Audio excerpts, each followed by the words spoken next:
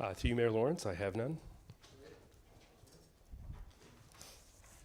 And a motion that the agenda for the special council meeting of January 19th, 2023 be approved as presented. Moved by Councillor Lego, seconded by Councillor Cassidy. All in favor? Carried. Declarations of pecuniary interest. To you, Mayor Lawrence, I have none. Thank you. And we have really two presentations, and it's over to the Treasurer, Carly Collins, for the presentation of the 2023 budget. Treasurer, it's all yours. Through you, Mayor Lawrence, the management team would like to present the 2023 budget for this is draft one. So how the process will go tonight is there'll be different sections of the project, of the presentation. Sorry. And there will be a time when council can ask questions in regards to those particular sides and direct questions also to staff in regards to their department and their capital projects.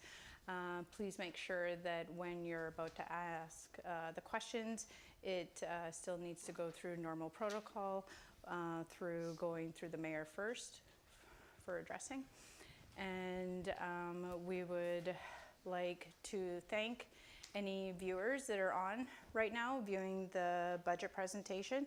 And at the end of tonight's presentation, there is a website, budget@siouxlookout.ca, where people from the public can address their questions, and those questions will be addressed at the next meeting.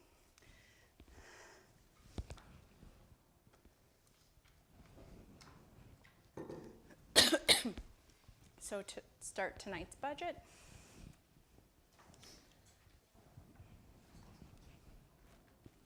so tonight's presentation is outlined into three different sections. What we know and how we got there is the first part. The second part is the management team's requests. So this is the operating budget that will be presented to council, along with any external board or donation requests that have come in from outside the municipality. And then after that, we will have the taxation implications with what we are currently requesting and how that, what percentage that is and how that will impact the taxpayers. So the first part, what do we know and how we got here?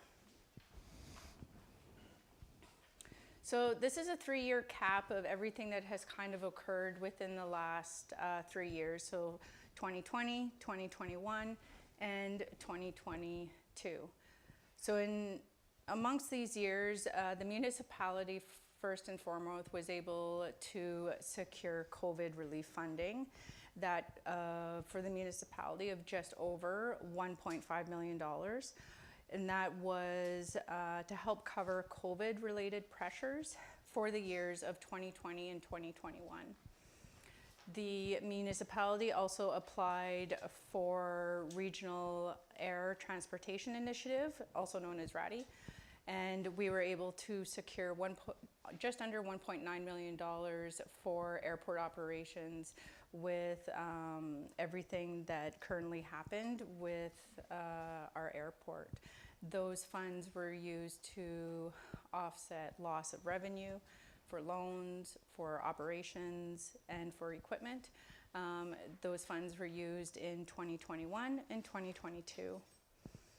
The other thing that occurred within the last couple of years, as everybody is well aware of, is a property assessment was frozen.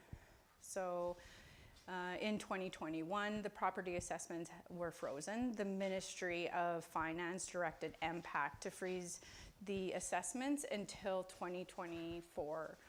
As of right now, the ministry has not released any sort of direction as to how they are going to address this starting in 2024. So we know that assessments are supposed to go up as of right now. However, nothing has been formally addressed as to how that's going to look and how it's going to impact the taxpayers. So when you take that and you look at it and you take it into perspective, so in 2018, we received just under $400 million in growth. So this is growth due to Sorry. change. 400 million? 400,000. Thank you. Sorry. Let's just pack up and we'll go home now. Imagine. We had growth in 2019. We also had growth in 2020.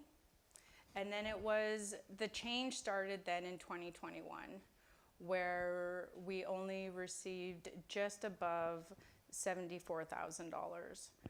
And then we were able to secure a little bit more in 2022 due to new builds.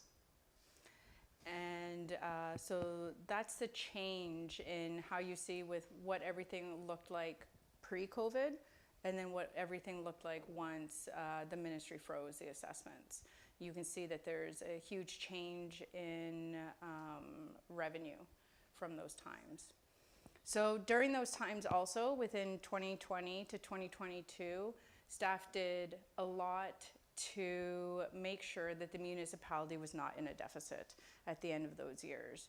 So during times staff was laid off, we reduced levels of service in regards to closing the rec center to the public.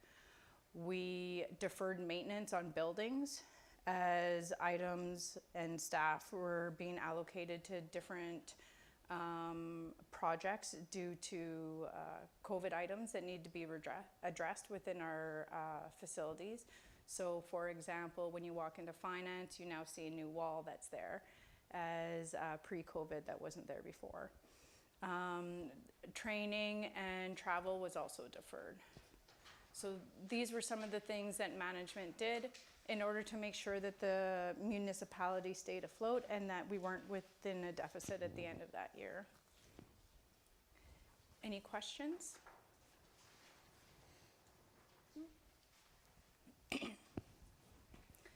So where are we now? So the increase in property assessments in 2022 from construction, supplemental MIT billings resulted in additional just above $66,000 revenue for 2023. So right now in the 2023 budget, you're going to see that there's additional revenue in taxation because of that. That's, is that at the proposed taxation level? No.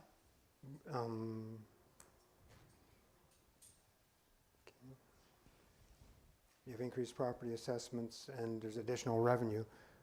So you multiplied the factor, what was the factor you applied to the increased assessment to get the 66,000? So the assessment changed from 2023 to 2022 because of new builds that were assessed by MPAC. So that information was given to the municipality with what those assessments are actually. So that's the actual result in dollar value based on 2022 tax rates. Based on, okay, that's my question. The 2022 tax rate, thank you.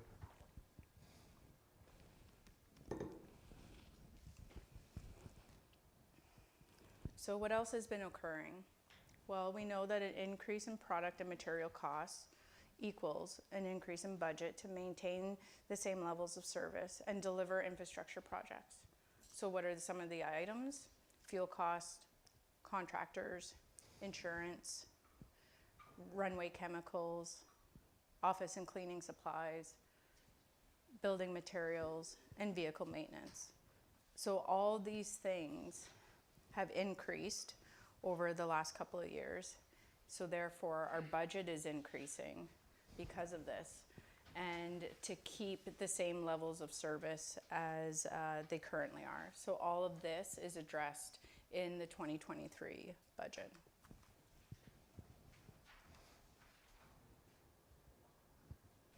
What are some of the uncontrollable costs? We have wages and benefits. So we have agreements with the union and with managers in regards to their wage increase. OMERS has changed actually dramatically going into 2023. All employees now, whether you're part-time, if you're a student, can all decide to opt into OMERS, as this wasn't before. Before it was full-time employees. Now all municipal employees can choose to opt into OMERS. EI has gone up, CPP has gone up, and so have our benefits as well. Our insurance has gone up from last year to this year at just over $87,000. Fuel costs. In order to maintain the levels of service in regards to fuel, with fueling up all of our vehicles and our heavy equipment, we have fuel costs that have gone up, and same thing with contracted services. So contracted services is anything that the municipality cannot perform internally, such as bringing in plumbers or electricians, as well as inspections that have to be occurred on our elevators.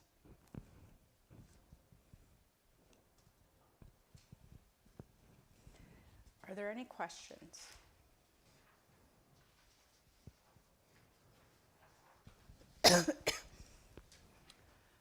Now we're currently going into part 2 of the presentation, which is the internal and external requests.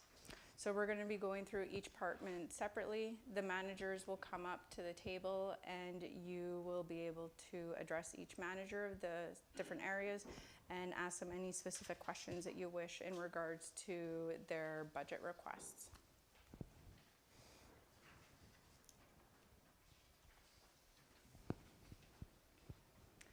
So the first part is what are we requesting for operating?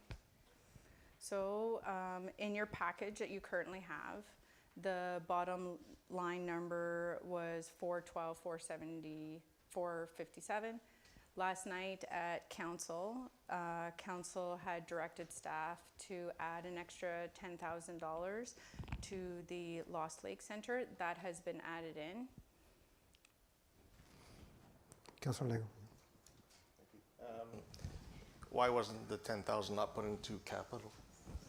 It's day-to-day operations in regards to that building, and that wouldn't be deemed a capital. So for the operating, we are looking at currently a 3.3% tax levy increase. This is for our day-to-day operations, and however, this does not include the donation requests.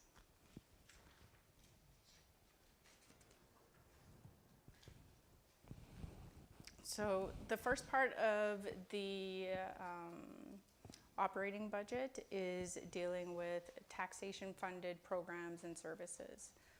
So the first part is the administration department, which pertains to the Chief Administration Office, Council, and Community Services Management. So when you're looking in your package,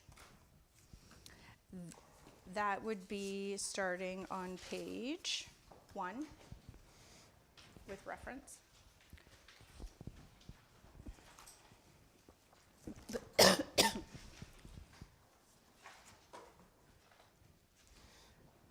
So as you can see from last year to this year, there is an increase in revenue. So why is there an increase? The increase for the most part is due to the reallocation of wages and benefits. There was administration staff that was broken out between 2 departments. Now all those wages and benefits are now located within that department. The travel and training has gone up, as well as fuel costs for that particular vehicle. Are there any questions in regards to this section of the budget? Councillor Lego. Just in regard, this is actually a question for the CAO, just in regards to contracted services for council on page 1. When you and the mayor get back from the Roma, can the $103,000 in service charges be readdressed to see if, in case we're not going for the full year? Through you, Mayor Lawrence, could you just repeat that to the first part of the question? You said 100 and some thousand? Yeah, $103,000 under contracted services? It's actually 59,100.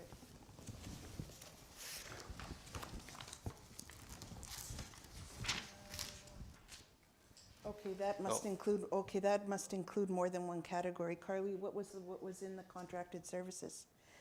Because what I'm looking at right now is 59,100, and that is for our consultants. I don't, It says $103,600 contracted services. So that, I actually have my printout, and it doesn't say that.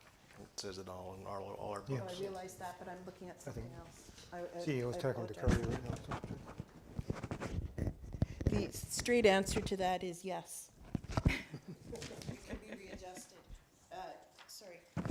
And you'll notice in the, it's not showing the revenue part. Oh, yes, it is showing the revenue part of it. So if you look at it, I'm not sure what figure you're looking at, but in mine, it says 59,100. And that is the equivalent to the amount that I put in for the consultants at 59,100. So that's an in and out of that department, the council department, and it would be taken from policing reserves. So right now, there's no net effect to the budget.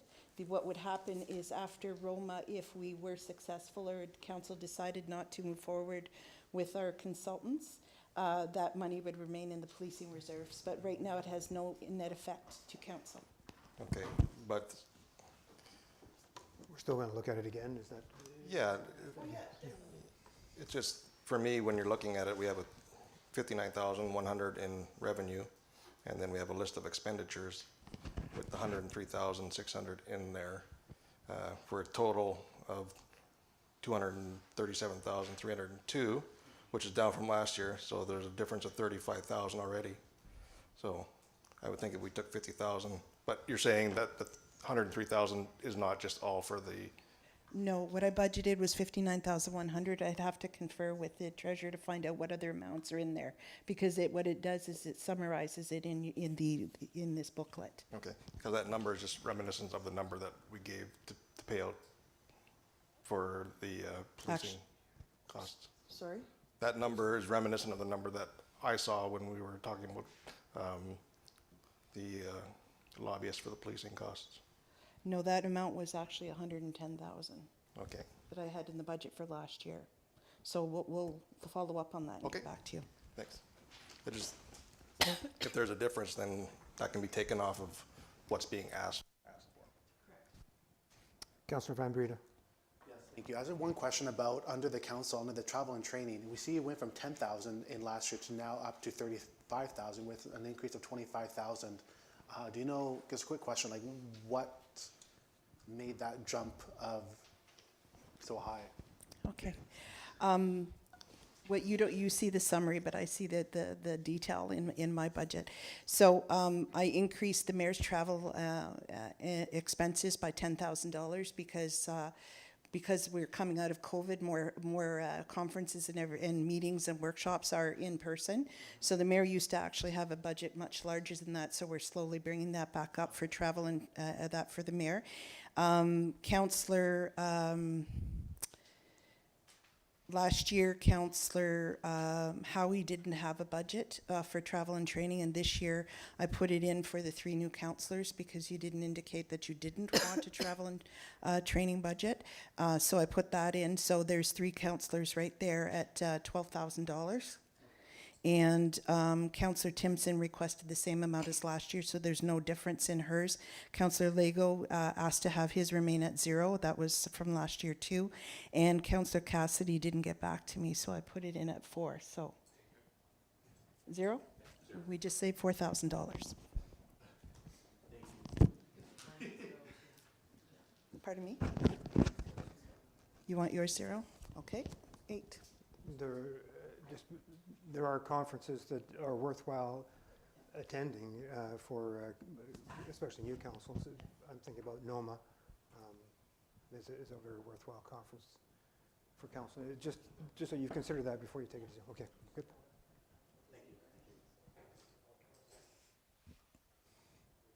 Yeah, Still look wanted at at that zero? CAO to your, I can speak to you afterwards about it. yeah, and I would, in one way, it's not what took it back, it's what took it down in the last 2 years was COVID. It restricted so much travel, it's more normalized now.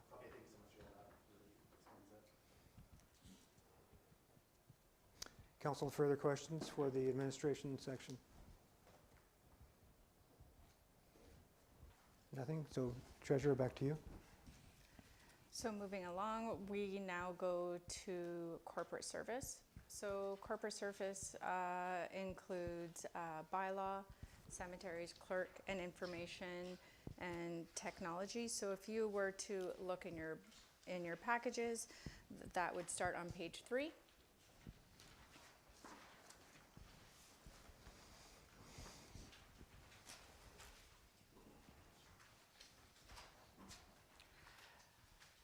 So they're currently also requesting they also have an increase in regards to their budget. Their increase also includes wages and benefits, supplies, and travel and training. Supplies, for the most part, has to do with postage. Our postage costs have gone up dramatically within that department. We are looking at other options to cut that down, but we really don't know at this time exactly how that will work out, how much savings that will have until we hit the 2024 budget. Are there any questions? Questions for Corporate Services Department. Councillor Costco. Their travel budget also is 4,000 to 12,000. So what training do they travel? So I'll direct that question to the manager. Through you, Mayor Lawrence. So in the bylaw budget, most of this is related to training, to additional certifications for the bylaw enforcement officer. The individual is relatively new in that position. They've had some training last year. There's more that has been identified to ensure the effective provision of that program.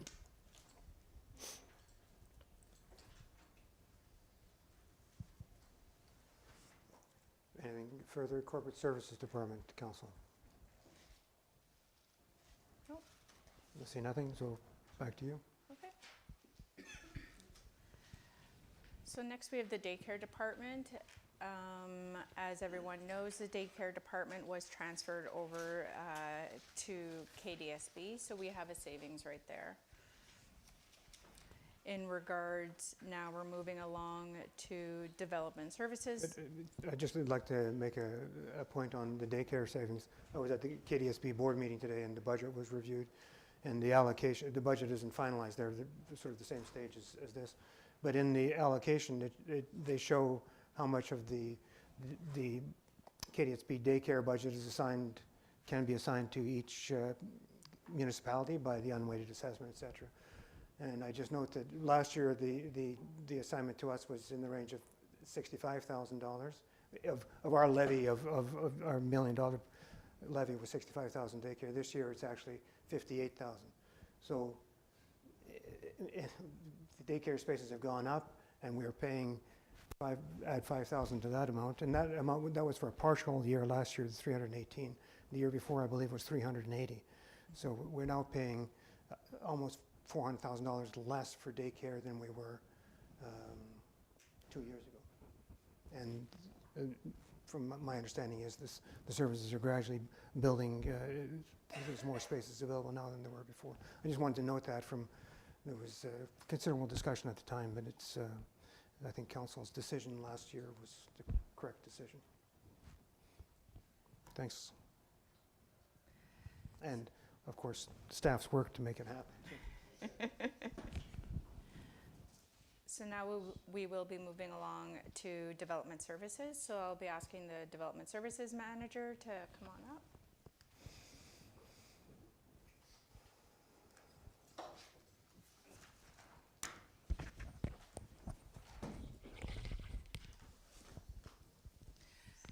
So currently, right now, development services includes the building department, facilities, and planning. They are also looking at an increase within their operating. This includes wages and benefits. It includes a $12,000 for food recycling program, contracted services, and as well as materials in order to keep the buildings upgraded and everything else. Are there any questions in regards to development services? Councilor Lego. Thank you. It's not a question for Jody. It's a question for the treasurer. But thanks, Jody. Just on page 10, under Hugh Allen Clinic, at some point, can we get, just for the debt, 110,000? How many more years we have to pay on that? So currently that debt is scheduled to be paid off in 2028. 2028. And while we're on debt, will you be bringing a report to council at some point on our current debt and what's coming off the books in the next few years? And Yeah, within the first quarter, council will be receiving a updated loan breakdown as to where we currently are and what we will be needing currently for applying for long-term debt. okay, thank you. Councilor Costco. So we will also get the information on the Centennial Center and the train station on what the current debt is on that and what we're paying on the principal and the interest. Yep. So I think what we're looking at, Councilor Costco, help me, is a report that, an initial report that summarizes the current status in terms of debt when it's paid off for the various facilities. And in that report, also any restrictions on those buildings from funding that we receive for them. Through your worship to Councillor Costco, or to council, is this report on buildings that we own that we currently lease out? That's what you're looking for? Yeah, not the water treatment plant or sewage treatment plant. Right. You're looking at Yeah, Centennial Center, the Hugh Allen Clinic, Yeah, the railway station, right. whatever else that we lease out. Yes. Yeah. And even on, if we have debt on Boat Bay or like any property that we own that, you know, that we feature development that, you know, we have debt on. That affects the budget. Not infrastructure debt, but purchase debt, yeah. Councilor Lego. Okay, this will probably be a question for the CEO or the treasurer. Page 12, Travel Information Center. We are providing them with $51,276. We are also providing them with half of our mat tax. Is this a donation to the Travel Information Center? Is it something that we have to pay? Or is it something that can be removed? Or is it something that we can go halfers on? So currently, right now, in regards to that line item for the Travel Information Center, that's for the upkeep of the building. So we maintain that building, and so that's for the upkeep of that building. And in regards to the mat tax, it goes to the mat tax committee, which is funded through the Chamber of Commerce. Okay, thank you. That answers your question? Yep. Councilor Costco. What is vested properties? So vested properties are properties that end up going up for tax sale, and then nobody has put in any offers to purchase them, so therefore the municipality then vests it. So would the Mayfair figure be in this? Is this Mayfair figure? That's one of the pieces of property that is located within that. Councilor Cassidy. Yeah, what, Do you have work planned at the TIC for the contracted service dollar amount there, the 36? Through you, Mayor Lawrence, as I understood with that 36,000, we used to give them some kind of operating budget or something. It was around 30,000, 31,000, CAO. and that's where that comes out of. So my contracted service for that would be about 5-6 grand, and then the rest goes for their, I believe, operating cost. But I'm not 100% sure. The clerk might correct me on this because this is before my time, but there's an agreement in place where we cost share for wages for a tourism person to man the TIC during the day and during the summer months, and then on a limited basis during the winter months. So part of that contribution is to run the facility and help them out. And that the chamber also contributes the same amount, and also the Blueberry Festival people, I believe, share it as well because they have staff in there during Blueberry Festival on and off during the winter months as well. Okay, perfect, thank you.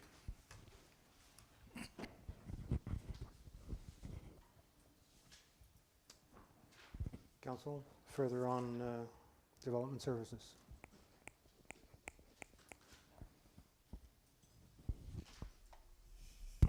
Thank you. Treasurer, next department.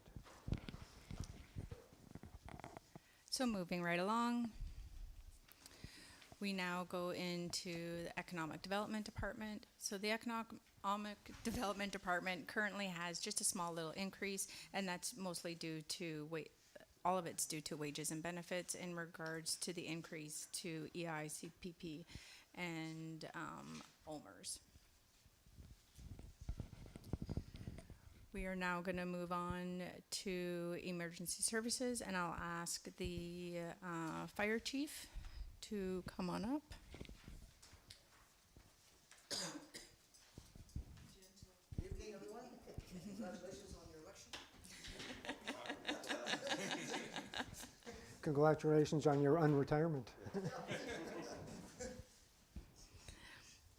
So this budget currently has an increase as well. A lot of it's due to wages and benefits, insurance, supplies that we need. There's also equipment that needs to be purchased this year. I'll let the fire chief explain the piece of equipment that need to be purchased and why we decided to choose this route. Okay, anyways, thank you, through Mayor Lawrence. Thanks, Carly. This year, in the last few years, we've been dealing with our Scott Air SCBA air packs. And if you don't know what that is, it's just a pack that each firefighter has to wear when they're responding to a call for their personal safety. And over the years, the regulations have been changing and changing and changing. Started back in 2003 to 2008 to 2012, 2018. So what we've been doing is getting all our regulations upgraded on these old air packs. And right now, they've changed the low-level alarms so that it goes off probably halfway through a bottle. So what we have right now is a 30-minute bottle. So by the time they put it on and respond into the building, they're almost into the building and start doing some work. And if they're doing heavy work, they have to come back out as soon as that alarm activates. So there's no ifs, ands, and buts. They have to come out of the fire. Now what we're looking at is upgrading it to a Draeger, and they're 45 minutes to 1 hour bottles. And the new ones are much lighter. They don't matter what size of a firefighter you are. They adapt to your body. They swivel. They stretch out. They go around your hips better. They're lighter, and now with that's upgraded to the new regulations, and they can go in there for probably a good half hour, and maybe a little bit more with these new air bottles. Also, with the new air bottles, with new RCBA packs, they come with a 15-year warranty, bumper to bumper. As I say it, it's covered for 15 years. So anything goes wrong in the 15 years, it's covered. Right now, just since I've been here for a month and a half, we've already had to send 2 of the old packs in to get fixed and serviced. They're something's starting to fall apart and something going wrong, so they have to go in to get repaired. Also, with the new air packs coming in, they're voice amplifiers, so they can talk better to each other when they're in the fire. The guys have tried out the 3 different sizes before I got here. And they tried out the Scots, the new Scots, they tried out the new MSAs and the Dragers, the new Dragers. And they like the Dragers better because it's more flexible, fits them better. It's narrower because if you have to go through some walls, some 2x4 walls, it's usually maneuver, where they thought the phone, the Scots were a little bit wider. The MSAs weren't comfortable enough, and so they really enjoyed wearing this Drager SCBA packs. Other than that, I know they're expensive. I think the whole total thing was like $300,000 to replace them all, 20 of them. So, but that'll give you a good 15 and maybe more years with these air packs. Sorry, what line is this in our budget package? I'm on page 14. Is this the equipment line? That is correct. Thank you. It's not under capital, it's under operating. So Councillor Van Breda? One question, it says here debt. Can you explain more about that under the Sioux Fire Department on page 14? So the debt in regards to that has to do with the new fire truck that was purchased.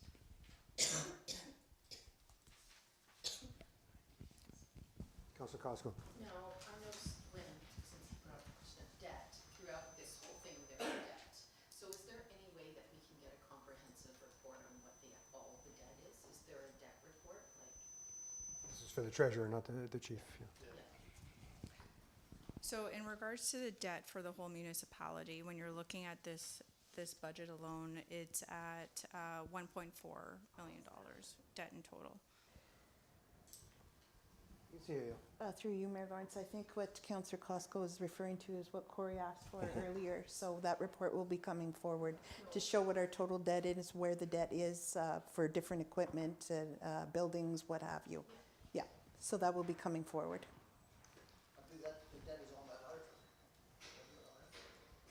It's, yeah, part of it as well, the ladder truck, yeah. Sorry, just to go on, sorry. Councillor Lego, yeah, sorry. Yep. You're done? No, I have another question. Oh, sorry.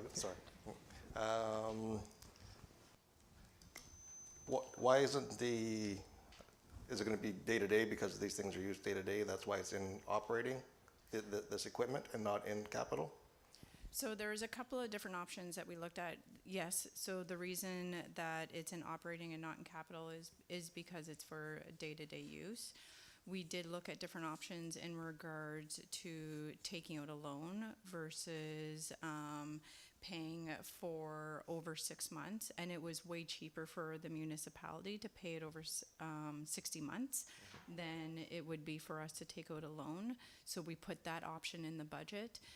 With paying over the 60 months, it almost comes to the exact same price as the cost. Okay, because I was going to bring forward at some point to council to consider creating a new emergency service reserve for the fire department to offset equipment.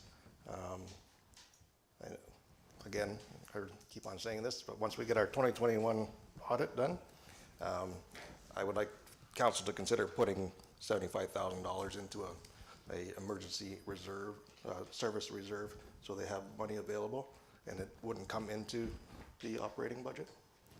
Just something to consider for later. Thank you. Councillor Cassidy? Just to follow, excuse me, on the follow-up on the 1.4 million that you said, that's inclusive of utilities and airport payments? That is correct. So Okay. 48% of it is paid through user fees. Okay. And 52% of it is paid through taxation. Sorry, 1.4 million is what? Is the total principal and interest payments that we currently make on all of our loans right now. That sounds way too low for me. 1.4 million is our We currently, annual. Annual. Thank you. Thank you. Not our total debt. And- You were saying total debt. Thank you. sorry, annual. And as well, in 2021, in 2022, sorry, we were able to pay off a couple of loans. Thank you. Councillor Van Breda? Yes, sorry. When will we have the new fire truck paid off?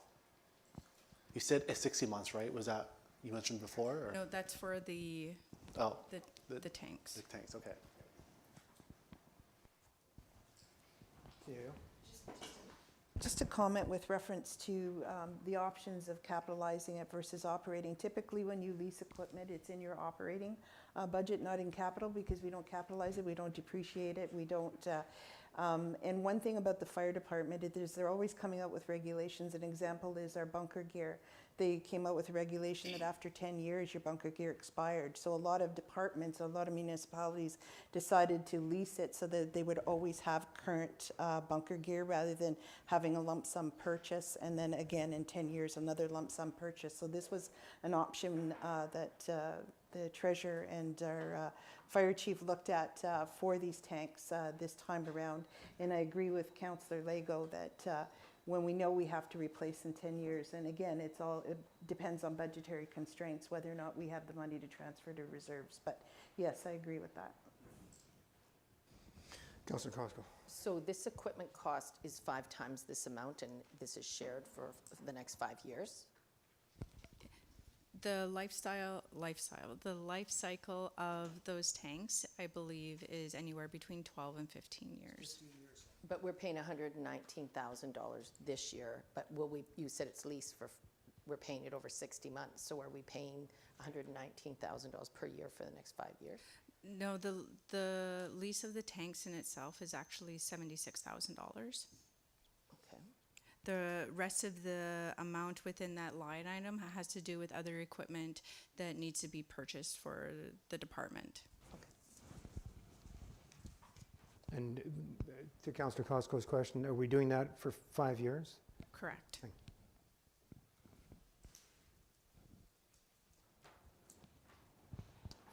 Back to you, Chief. You're done, or Any other questions? any further? Yep. No. Don't scratch. There'll be no scratching of noses. Nothing further. Thanks, Chief. Treasurer, back to you.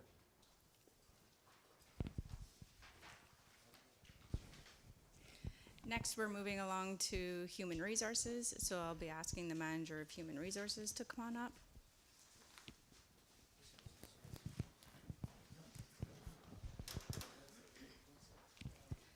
So that department has a small little increase, mostly due to wages and benefits, as well as contracted services. So amounts were placed within the budget to hire a professional recruitment firm in order to help fill the vacant positions that we currently have.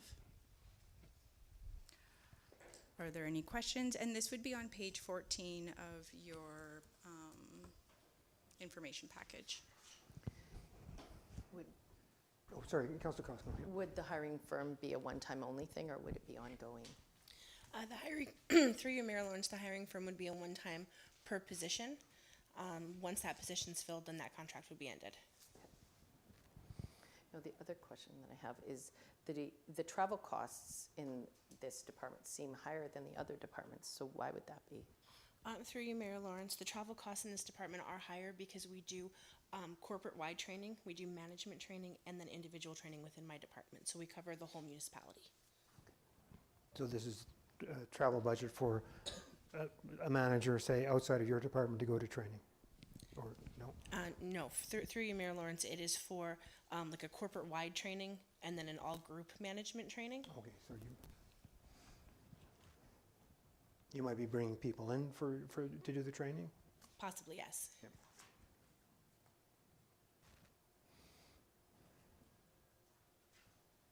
Council, further questions, HR? Thank you. Okay, moving along, we are going into Public Works.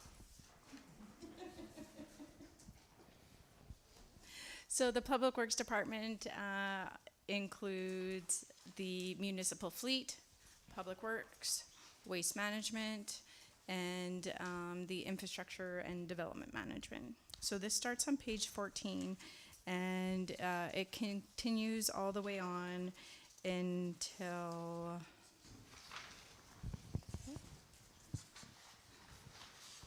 sorry.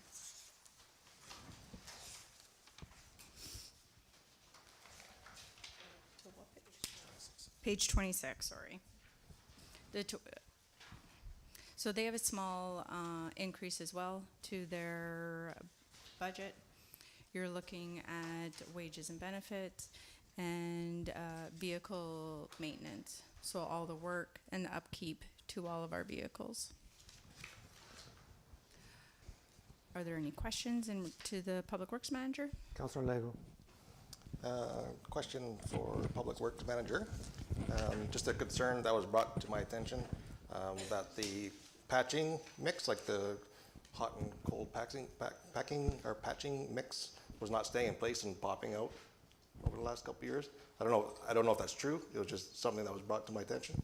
And if it was true, was it rectified?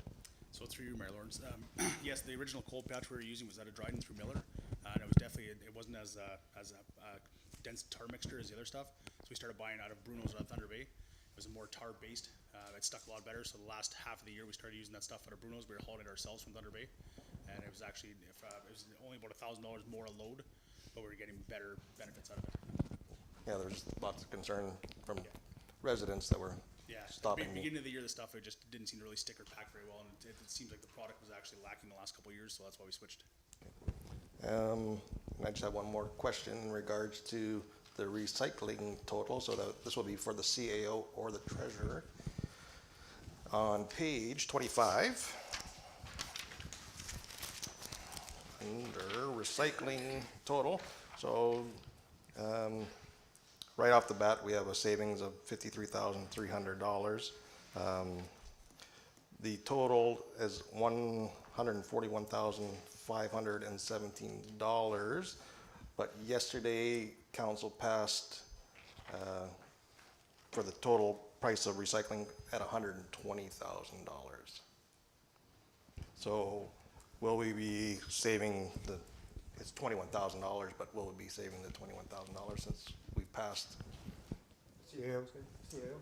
So the difference between yesterday, well, not just overnight, but the difference between the figures you see here today and yesterday, I spoke in my report specifically to the actual contract for recycling and the money that we get back from Stewardship Ontario to help with the recycling costs. There will still be departmental recycling, because when we transition, whatever is happening right now has to continue happening. So we have staff that in the department that pick up recycling at all our municipal buildings and bring them to Public Works. So that's considered one pickup. So we have to continue the exact same route that we're currently doing. So there will be a small cost to the municipality as part of the recycling that has to continue for the time being until we totally transfer in 2025. Oh, okay. Sorry, 26. I understand. Thank you. Councillor Bourne. I'm not sure who I'm going to direct this to. It's just on insurance. Page 21 at the top, insurance has actually gone down. And then on page 22, it just, under the utilities fleet expenditure, 10,100, it stays flat. I'm just wondering, with all the huge increases in all the other departments, how was that able to stay flat and actually put us a little bit of cash in our pocket? So in regards to page 21 with the insurance that's on the top, that's NWI's insurance. So they let us know what their insurance costs are going to be. So they're not part of the municipal insurance package that we currently pay for. Okay. Yeah. The same with, on page 22, LTD, Waterworks System.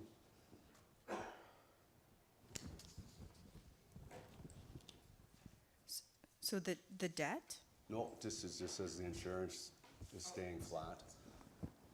So in regards to the fleet, there's been some changes in regards to the vehicles up at Public Works. And that area of the insurance has remained the same. Councillor Van Breda. I just have one question. So it says here for the old landfill, what kind of activities are we doing at the old landfill? Such as the contracted services and the wages and benefits on page 25.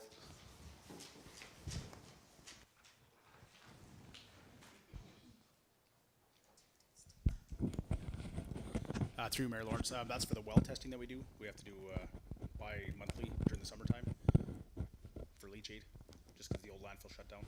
And we have a sludge pond in there and just things like that. CAO. That's a legislated requirement that the well testing be done on any landfills that are closed.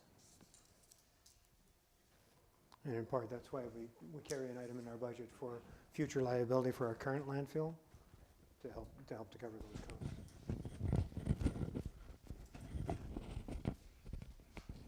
Council? So my question for Public Works is, you have one of the largest budgets, but you have one of the smallest increases.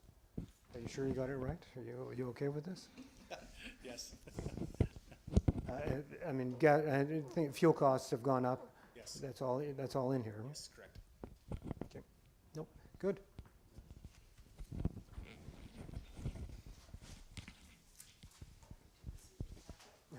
Oh, it's in the capital. Okay, gotcha. Thank you. Thanks, Matt. Treasurer, back to you.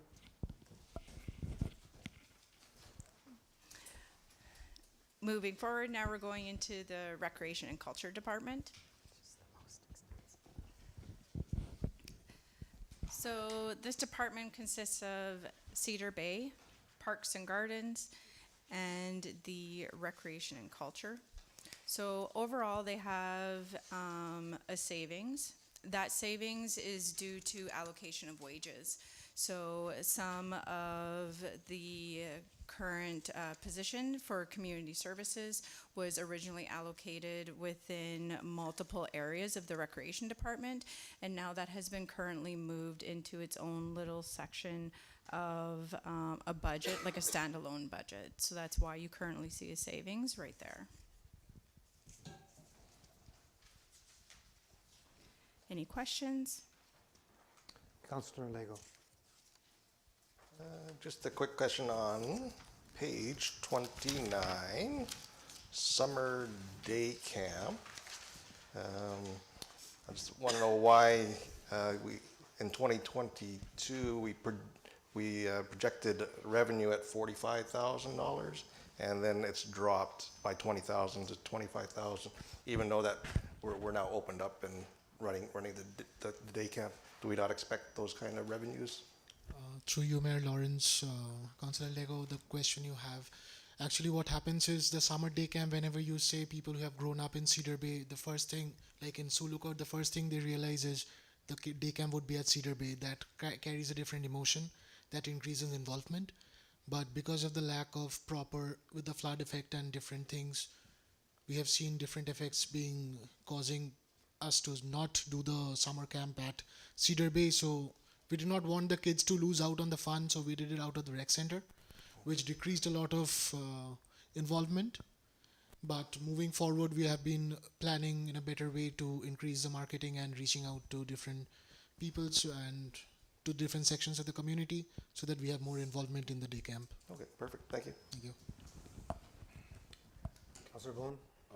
So the town beach is open for business, so is that going to be part of the restructuring for next year, like for the day camps? We've had, through you, Mayor Lawrence, we've had extensive discussions with the Recreation Department, and in particular Ronnie directly, with reference to how we can better utilize the waterfront for kids.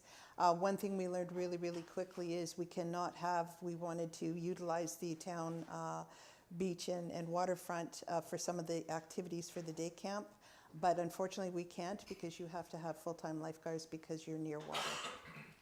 So that's a budgetary constraint, and also resources to find full-time lifeguards and staff it. So that is something that we are working on right now for next year. Well, what's the difference with Cedar Bay? They have water. In the past it was done, but it should not have been done. So shortly after I started with the municipality and we learned that this was going on, we stopped it. No, Councillor Costco.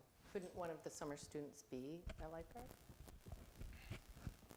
Yes, one of the summer students can be a lifeguard, but as soon as you put a lifeguard on the beach, then you're lifeguarding everybody, not just the summer day camp students. So we have to make sure that we're within the legislated restrictions and staffing. We have the appropriate staffing to staff however many people are in the water and on the waterfront. Just because you're not in the water does not mean you're not lifeguarded. You have to take into consideration the patronage on the land itself near the water. So those are things that we're working on. We actually had a meeting today about that, and we're working on that for next year to hopefully incorporating a swimming lesson program at the beach too. Councillor Cassidy. Yeah, so there's, right now in this budget, there's no projected revenues for the town beach. We're not anticipating with food truck rentals or renting any of the slips for the docks. Through you, Mayor Lawrence, the thing is that yes, we have projected things, but not particularly for, we are setting up RFPs, which is in process. But even though last year we did set up RFPs, there were no interests because they found spaces which were not rented out, but they could just set up their stores or vans to sell things, and they made a good profit out of that. So we as a staff, we are working on that under the direction of the CAO to kind of bring that under a regulated source so that we can transfer that free-flowing fund into our revenue stream. And that's including the boat launch slips. We're hoping to see some kind of a plan for those. Yes, we would be working on the plans, but telling the exact locations for now is really constraining things because we do not know how the summer would look like for us. Like with the experience I had from the first summer I had here, it wasn't one of the best experiences to start with. So I cannot anticipate or predict any exact location, but we are working on it. So we're working on a plan to use those slips this year then. Hopefully. Councillor Van Bree, sorry, Councillor Costco? No, Councillor Van Bree.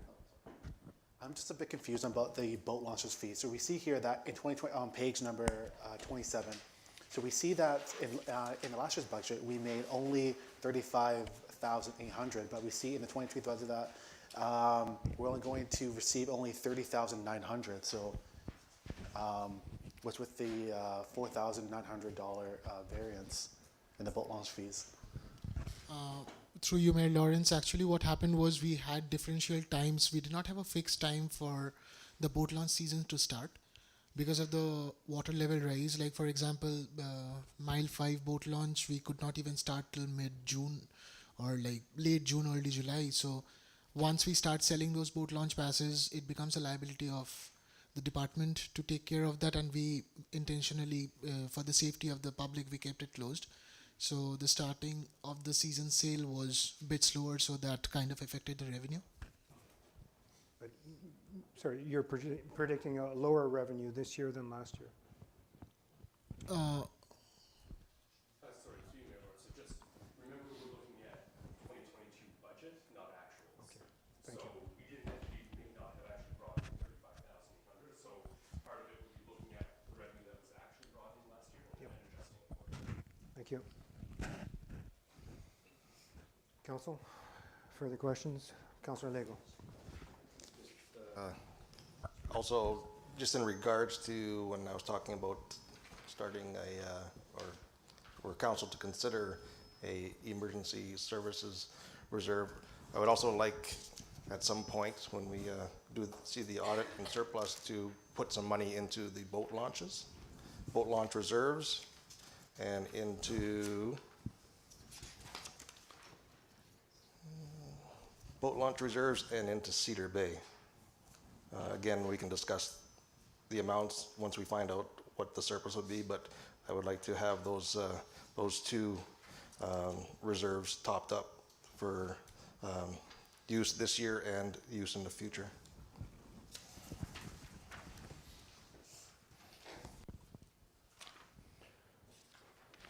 Council?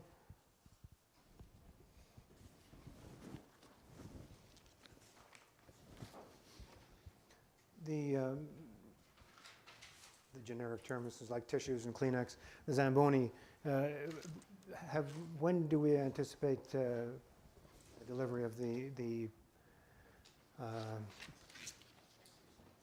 The ice resurfacer, thank you, ice resurfacer, the new one that is not propane driven, that's, It's battery. Through you, Mayor Lawrence, actually we did follow up with the manufacturer with different provincial laws and state laws because Olympia serves not only Canada but also across the border to the States. They have had a lot of orders, back orders, and with the COVID they could not do the supply, and during this time last year they had a merger going on between their two companies which kind of took a stop in their manufacture, but they are back to their thing, and hopefully by the mid this year 2023, we can see our new resurfacer, the Olympia Millennium E, being in our town. so I haven't looked at the, is that carried, where is that carried in the budget? Was it, it's last year's budget? So it's done even though it might not be delivered, okay. Councillor Boone? Is it an electric Zamboni? Or did I mishear that? It's Electric Olympia. So Zamboni is a company, Olympia is a company, Ice Wolf is a company, so we are going to Olympia because Thunder Bay just purchased an electric, it's not an Olympia, but they just Ice purchased one. Wolf. They got an Ice Wolf, Okay, but the problem we did have this discussion before, like in the previous budget meeting, we had some constraints about space. Like it would have been to fit in a horse, make a new stable kind of a thing. So you're correct. we went with Olympia. Council, further questions for recreation? Thank you. Thank you.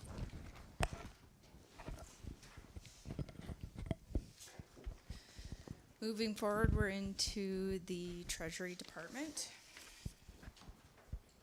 That starts on page 30 in everybody's packages. So the Treasury Department has a current increase at the moment. A lot of it is due to wages and benefits in regards to allocation. There's new positions, contracted services in regards to KDSB as well is in there. We do see a little bit of loss in revenue in regards to principal and interest payments. That is a good thing, believe it or not. It means that people are paying their bills. So overall, this is why the increase is occurring. Are there any questions? Councillor Lego? Page 32. I'm glad I wrote these pages down. Transferred to library. Extra $60,500. So we currently received a request in regards to that. It will be coming up a little bit later in tonight's presentation, but it usually is found within the Treasury's Department. So that will be discussed a little bit more later on in the presentation. So I'll wait for my questions till later? Sure. Okay, thanks.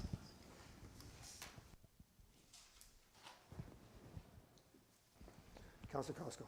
On page 30, there's also debt associated with this $83,883. What is that debt? That debt pertains to past capital projects that have occurred on 7th Avenue.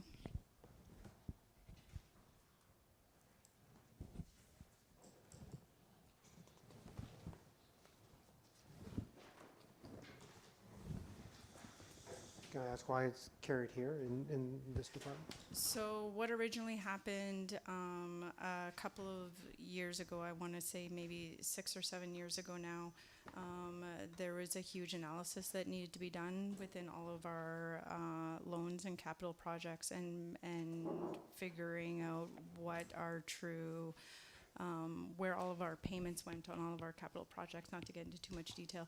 And it was found that the payment request to the bank was missed at that time. So the loan request was placed in and was decided at the time by the treasurer to place it in the Treasury's Department for payments. So it's... That was also a consolidation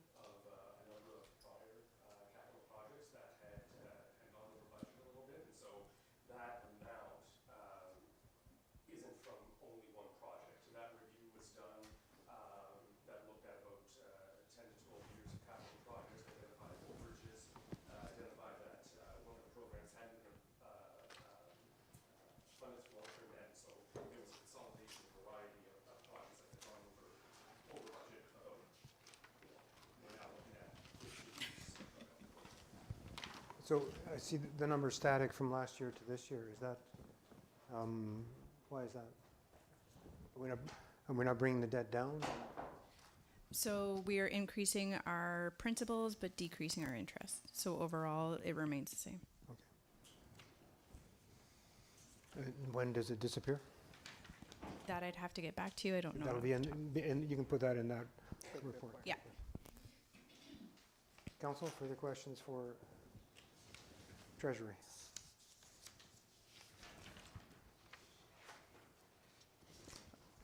I know the KDSB number is coming in.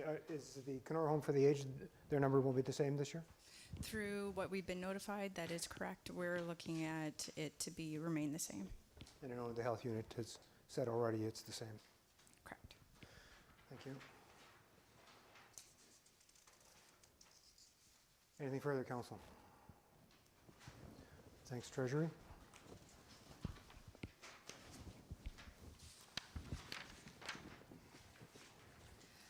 So that concludes all of the operational department that pertain to taxation.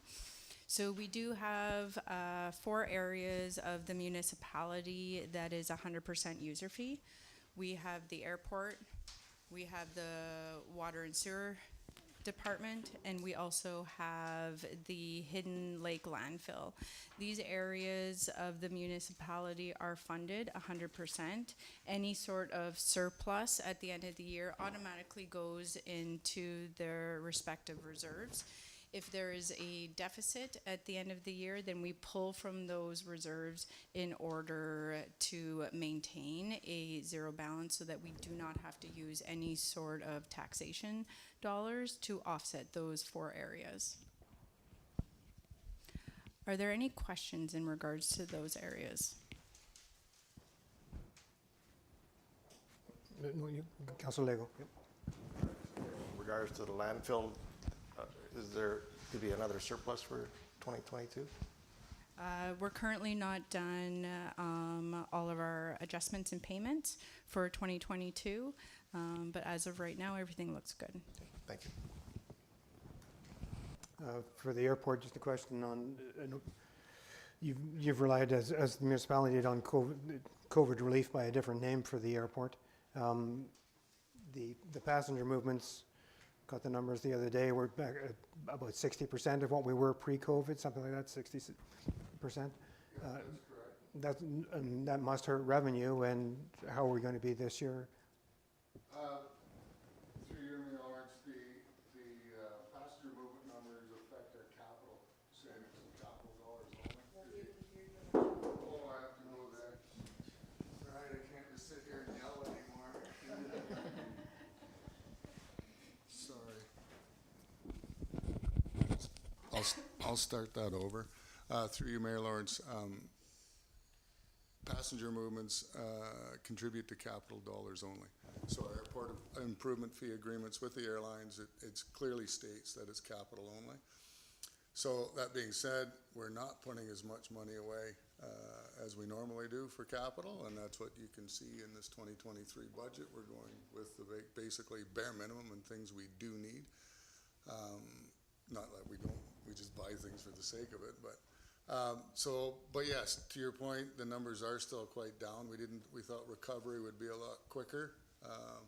But across the entire industry, like worldwide, we're about 75% of where we would have been like compared to 2019. Passenger number wise for us, it's just been a slow uptake. So the north isn't quite, the majority of our passengers, it's no secret, come through the communities north of us. They're not allowing as much free travel as they used to pre-COVID in and out of the community by third parties, if you will.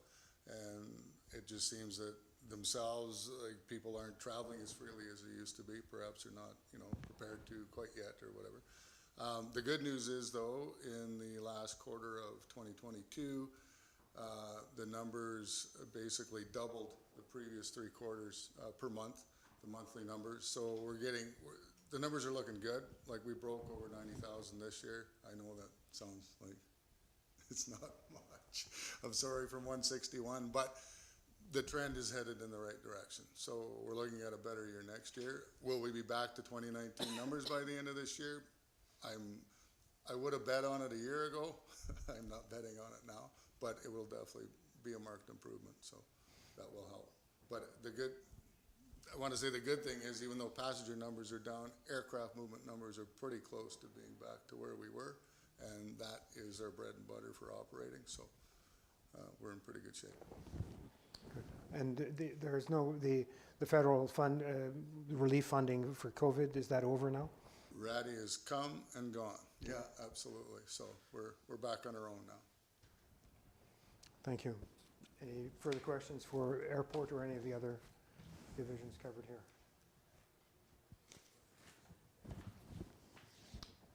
Thank you.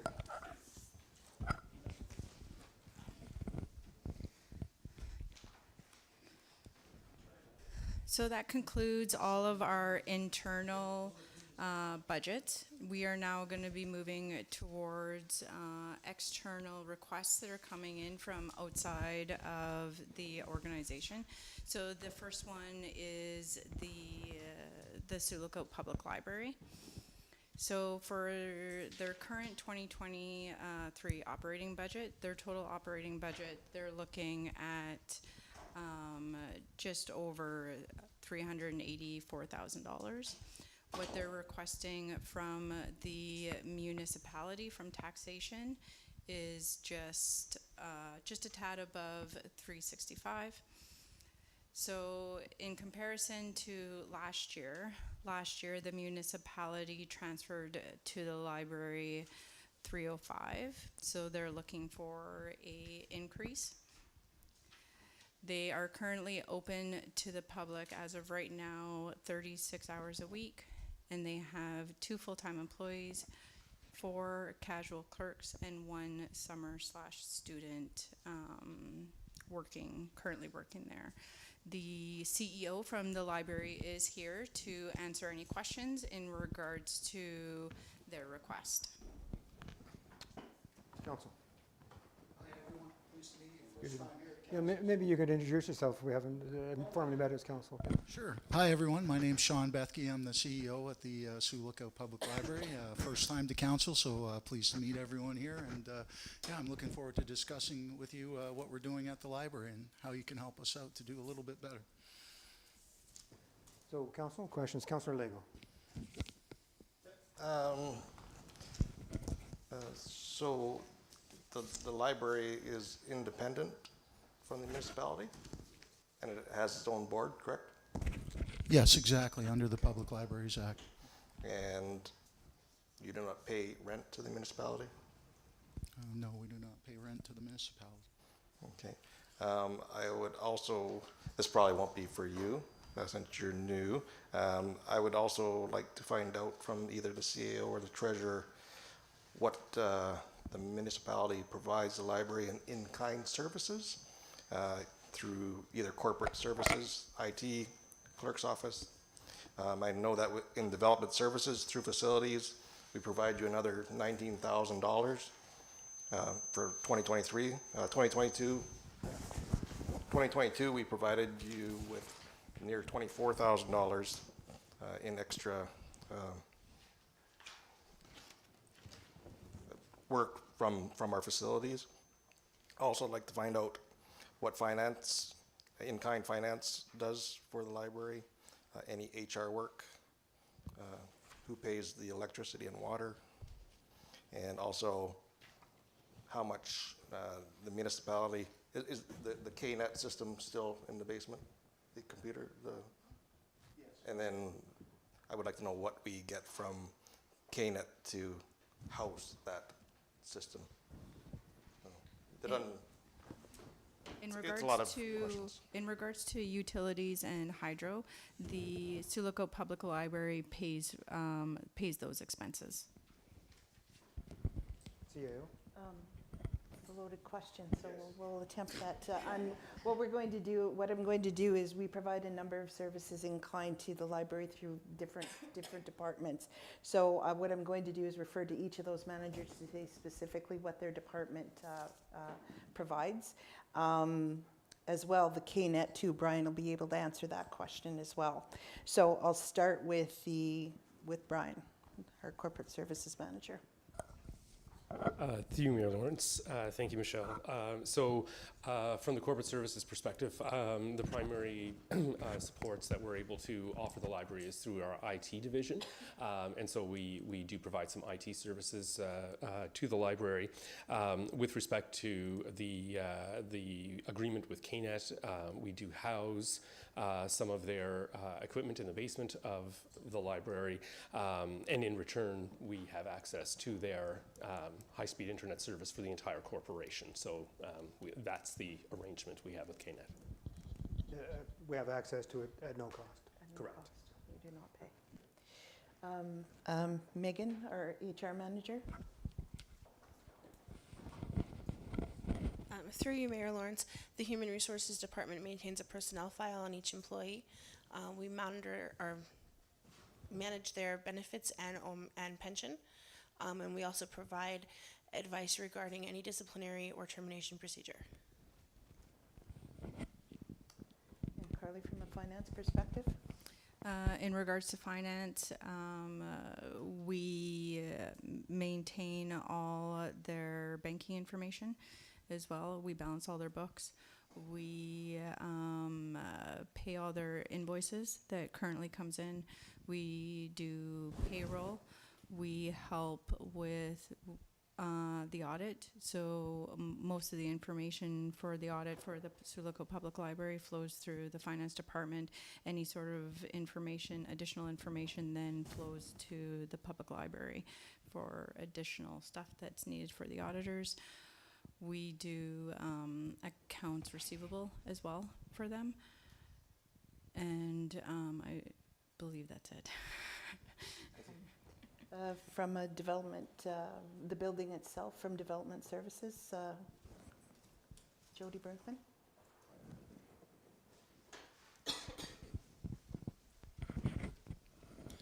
Through Mayor Lawrence, we provide facility maintenance for them, as well as snow removal on the walkways and steps during the weekdays. Parks and Rec do it on the weekends, and just any kind of capital projects, we would take the lead on those. Thank you. I think that's it from all the departments, and as well from my department itself. I kind of coordinate a lot of the stuff, and then get involved depending on what the issues are that the library's having, and provide advice. Okay. And we also pay for custodian work there, so? Does the custodial, is that provided by us, or the library pays for that? Library, eh? Yeah. Okay, all right, yeah. I'm not here to say whether I accept or not accept what you're asking for. That'll be up to staff and CAO to decide. We'll make our recommendations at some point for the whole budget, or the budget as a whole. Councilor Van Breda. Yeah, so I'm just, requesting $365,000, but the operating budget is $384. Where does that other $20,000 come from? Yes, there was a projected deficit that we are covering through that. That's why it's Through higher. a deficit to cover that? Deficit for this year. So our ask is actually lower than what was presented here. It's going to be about 359, not 365. Has there always been a deficit in the library, or is this? No. No. The other areas too where they receive revenue that's coming in is they receive a per household grant, it's called. So they receive around $11,600 in regards to that. They also charge for memberships. Some people who aren't citizens And for book rentals as well. So then, if you don't mind me asking, what was the operating budget of last year? If you just off the top of your head. It was, the transfer from the municipality is 305. I'm not sure what the operating budget for the library was. Yeah. It was around $328,000.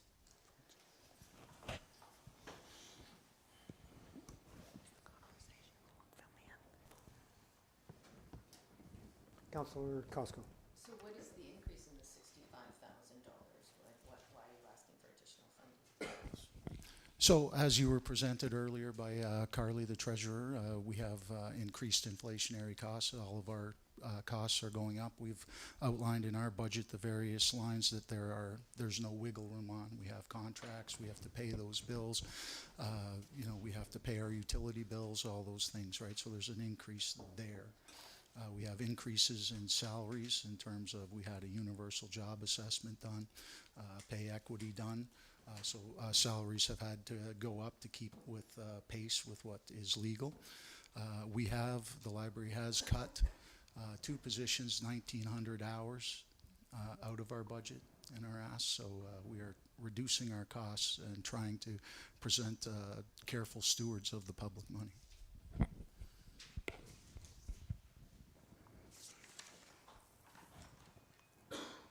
Further questions for the library council?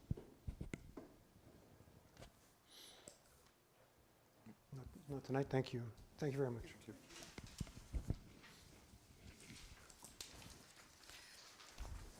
Moving along, we've received two donation requests.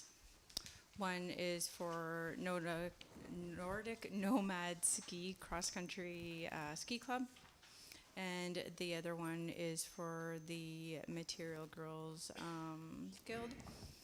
So the ski club is looking at requesting $3,450 along with the Material Girls Quilters for $1,000. So in regards to the ski club, the revenue or the funding that they're looking for will help pay for new grooming equipment, as well as related equipment costs and trail grooming. In regards to the other donation request, they're looking at needing additional funding in order to purchase and make quilts. So every year they make quilts that goes to the chemo department as well for the firstborn of the year. So usually they receive their revenue from membership fees and private donations. However, that is quite small, so they're looking at requesting $1,000 from the municipality to support this. Council questions? Councilor Costco. Are these new requests? Have these happened in the past? Like, is this an ongoing thing with the Nordics Country Club? So these are new requests.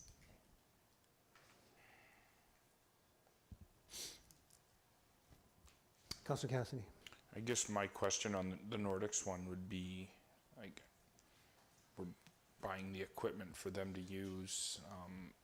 My question would be, for us to do this, is what are your membership fees? How much are you bringing in? Like, is this the shortfall? Like, to understand their position better, to ask for this equipment. To me, this is something that I would think, like, if the municipality was operating this, I think this would be like a user pay type system, right? So are they operating this? Are they trying to keep costs down? Like, how many people do they serve in the community as well?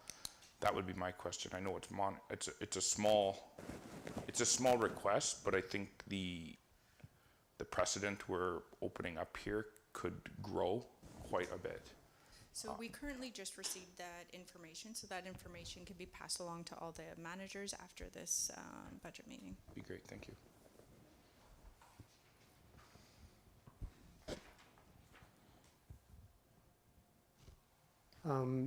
The material source, I should know the answer to this, but I'm wondering if the Manayawan Health Center Foundation would be a suitable source. I missed the meeting today, but and maybe they're restricted to capital equipment for the hospital and they can't do things like this. That I'm not 100% sure. What we could do is reach out to this group of people and ask them if they've approached them or not. The foundation, not the hospital itself, but the foundation, which is the... Yeah, the foundation. Councillor Lego. And maybe also reach out to the Friendship Center. They may be able to offer some help in that as well.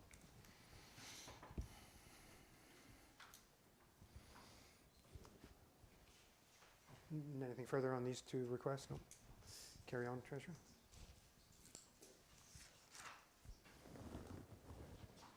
So that concludes the operating and the donation requests. Now we're moving along to capital projects. So in everybody's budget breakdown, you will notice that there is two types of capital projects. There are capital projects where it's 2022 projects that are moving into 2023. These are projects that have already been discussed and approved by council at the moment, but that they're currently ongoing and currently still working on. So when you look at the breakdown in regards to the 2022 capital projects, you'll notice that there is a column item that says the 2023 project budget. That's what we're expecting to spend this year in regards to that funding. And then as you can see, it is different than the category before, where it says approved by budget. So the budget is, those projects are currently on a go, but we're only anticipating to spend a certain amount of that project within this year. Councillor Lego.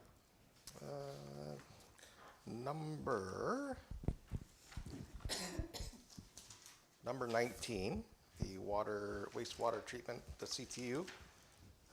Are we still trying to find funding for that? We are. Okay. It would be great. It would be. Councillor Costco. Okay, I'm new to this, so I don't completely understand how it all works. So I noticed that some of the projects from 2022 are funded from various areas like reserves, federal gas tax. Some of it is the disaster relief, but there is almost $15 million from long-term debt. So how does that work? Like, I don't understand how the long-term debt works. Is it like a revolving PLC? Do we go to the bank and get loans on each project? How does it play out? The long-term debt on the projects? Yes, on the $15 million worth of the 2022 capital. I pulled out all of the ones that say long-term debt. So there was the town office generators, $12,000, the facility shed, $45,000, the Centennial Building HVAC system, $250,000, the Big Wood overages, $1.2 million, or $1.6 million. The water treatment expansion is $5.679 million. Third Avenue is $2.36. Sorry, Where are you, can you refer to a document? Yeah, on each page, like if you look at Each the page of- 22, like you look at these projects.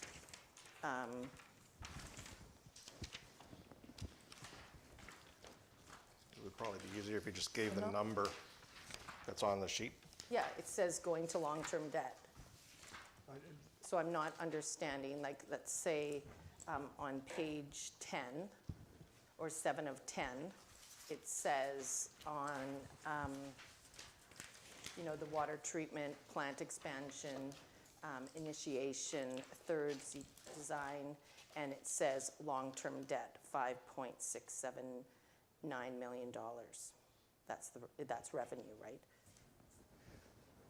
So then you look at, so are those revenue or are those going to long-term debt? that's the amount that we would need to borrow from the banks would be long-term debt Right. in order to possibly pay for this project. So how does that work? Well, when the project is fully completed, a report will go to council once a project's fully completed with the actual costs of those projects. And at that time, it will show exactly what will need to be funded for long-term debt. Okay, so I'm This not- is just a yeah, projection. It's just a project. Okay, so, but I'm not totally understanding how that affects the budget. So these projects have been basically approved and they're eventually going to long-term debt. Is that not correct? That's correct. Eventually going through to long-term. Right.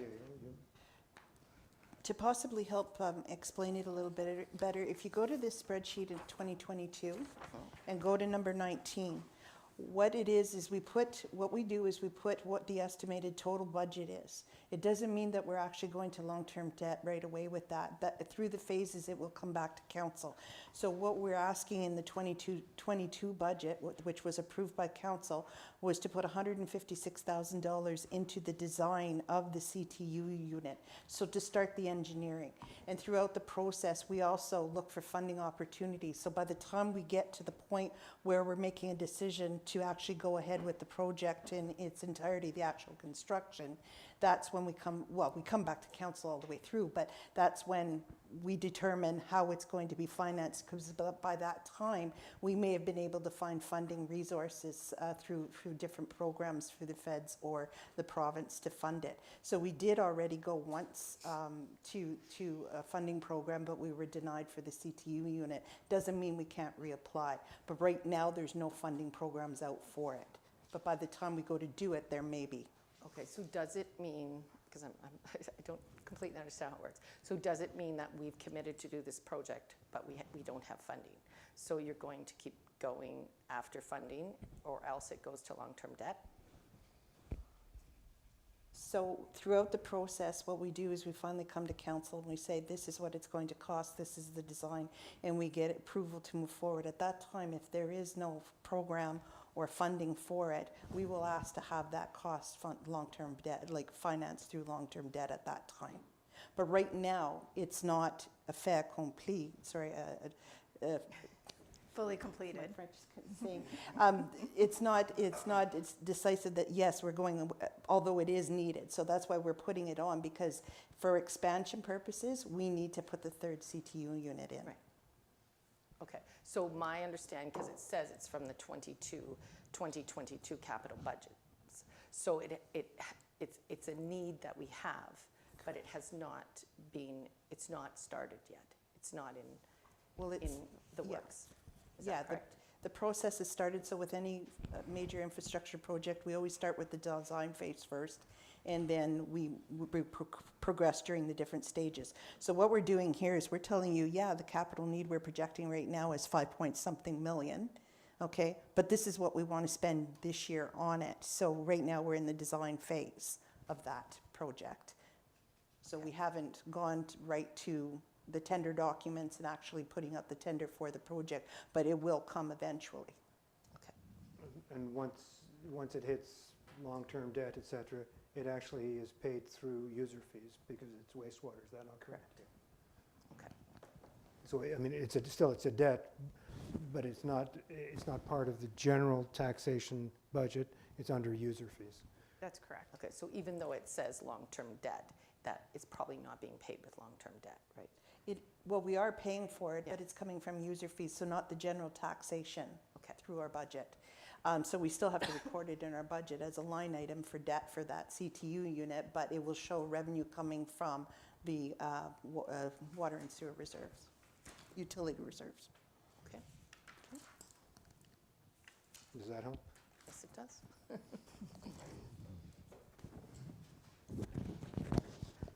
Council? So this is capital projects we're still on, right? Yeah. Councilor Van Breda. So for number 19, the wastewater treatment plant expansion. So they're saying that right now it's at a 90% daily flow capacity. When would you say is like the red line, like 95%, 97%? Like what would be, we cannot go past this? That would probably be an answer for either Matt, or a reply by either Matt or Jody on this, because I'm not qualified to answer that question. Thank you. Councilor Lego. May I just add that when we had our counselor orientation, we were told it was 75% in the slideshow. And that was So 90, I don't know what yeah. number it is, and I don't know It if we're in an fluctuates- emergency situation. It fluctuates every year, and Matt can come and help answer this question. In regards to what is actually going on within the community and flooding and so it's. Through Mayor Lawrence. There is fluctuation. I know at one time when they did say this was at 90%, there was actually sensors that were failing that were showing different rates that weren't supposed to be. It is still very high at times. It just depends on flooding, stormwater, things like that. That'd probably be a better, more suited question for NWI because they're the ones that do the day-to-day operations for that. I know this is a recommendation that came at one point from NWI because of the new infrastructure developments that are happening. That's why the third CTU is kind of an important project to come forward. In emergencies, I believe that the municipality can work with the Ministry of Environment to do direct discharge to the lake of untreated. It's ghastly, but that's what it comes to. We hope you don't reach that point. You hope there's factors of safety, but that's why it's a much needed project. Yeah. Now, I know that flood did affect our sewer system. Was there any flood money? Or was it just because of short-term? Was there long-term damage done by the flood? Through Mayor Lawrence, no, there was no. Well, the only real damage we have is on Wellington Street when we had the sewer collapse. Other than that, our system was it stayed pretty strong. But what happens in the flood? I think you were indicating that in high stormwater situations, flood, we get a lot more water. We have places where stormwater enters the sewage system. Yes, there is an influx. Yes. Which is, you don't want that, but you have that influx, and that adds load to the sewage treatment plant, and shows a higher flow rate through it. Correct. So it's kind of a dynamic situation, but we know we're getting near. We have to do this project.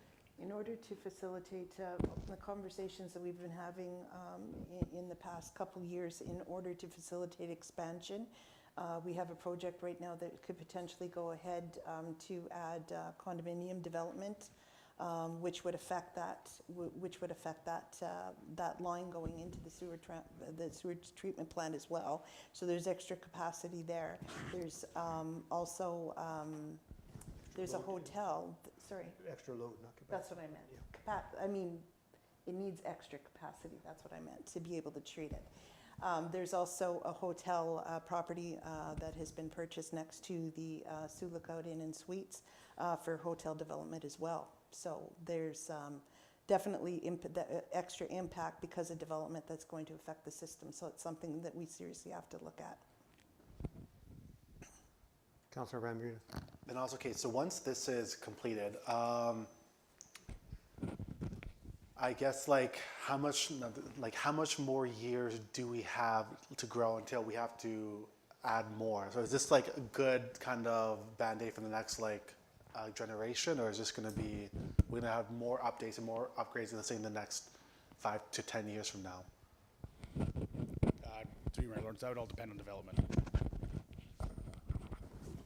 In regards to building another CTU unit Or on just top of this, or just building more of a capacity for the wastewater treatment plant. So we say this $5.8 million, this is going to be this is a once in a generation. We don't have to worry about this for another 20 to 30 years, or is this this is just $5.8 million for the next 10 years? See, the chief, you wanted to make a comment? Those CT units right now, the two that they built, that was built back in 2000, before 2000. So they lasted that long and accommodated what we have so far. So now that we're expanding, you're going to have to eventually go to another CTU. And that was in the talks a long time ago. Yeah. Oh, wow, okay. It's already designed, the piping's there, and it's designed to install a third one. To last a while, Oh, yeah. Okay. Councilor Lego. Yeah, I think also they plan to readdress the piping going out to the lake. And right now the piping goes across someone's private property and underneath it and by the tracks. So all that is going to be redone within this. Yeah. Okay. Thank you so much. That's also part of our capital. Council, further questions on? Through you, Mayor Lawrence, yeah, if I may, just again, the estimate project costs will continue to be refined based on, so once preliminary design is done and those costing estimates, this 5.8 million could very easily become 6, 7, 8. These were numbers, and I think that this is something really important, that some of these projects are many, many years in the making. And so initial estimates say when this was first conceived in 2017, are yielding that number. Now that we're actually getting into the design phase in 2023, given what the costs are and so on and so forth, that 5.8 costs could be $1 million more, $2 million more, depending on all kinds of factors. So I think that's another thing that's really important to keep in mind with the capital projects, that until council actually awards the tender for the construction, you don't know until then what that final cost is going to be. So I just think that's important to keep in mind, because these are estimates until the project actually commences. Yeah, the estimates are made in the current year of the estimate, using current information in dollars, not projecting ahead. Well, if you do it 5 years from now, it will cost this much. It's just an unknown.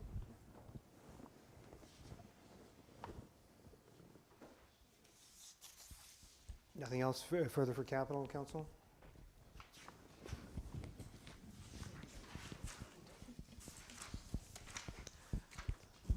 We're now currently moving into new capital projects for 2023. So this is capital projects that have yet to be presented to council. So we will bring up the department managers when it comes time. I did notice that the airport manager had to step out. So That's what I was, through you, Mayor Lawrence. You noticed that the airport manager, he had a slight emergency that he had to attend to, so I doubt that he'll be back this evening. So we'll try our best to answer any questions on the capital required for the airport. So in regards to the new capital projects, in regards to 2023, there are explanations in everybody's packages as to why those requests are placed in. So the airport department is currently asking for, or looking at 4 separate projects in regards to up at the airport. Now, with those projects, does staff have any questions in regards to them? Maybe council? Oh, sorry. Does council have any questions to ask staff in regards to these projects? Councillor Costco. Now, our airport projects are paid for already by their capital reserve, is that correct? That is correct. So they have all of the funding to secure these projects? Well, they don't have all the funding, but they have most of the funding. So some funding some of the projects will need to be funded through long-term debt. Once the RFP goes out and we know exactly what those costs are going to be, some of it will need to be taken out by long-term debt. However, that long-term debt payment will be paid by user fees at the airport.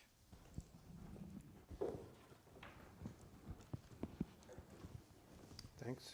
Next department, if there's nothing else on airport.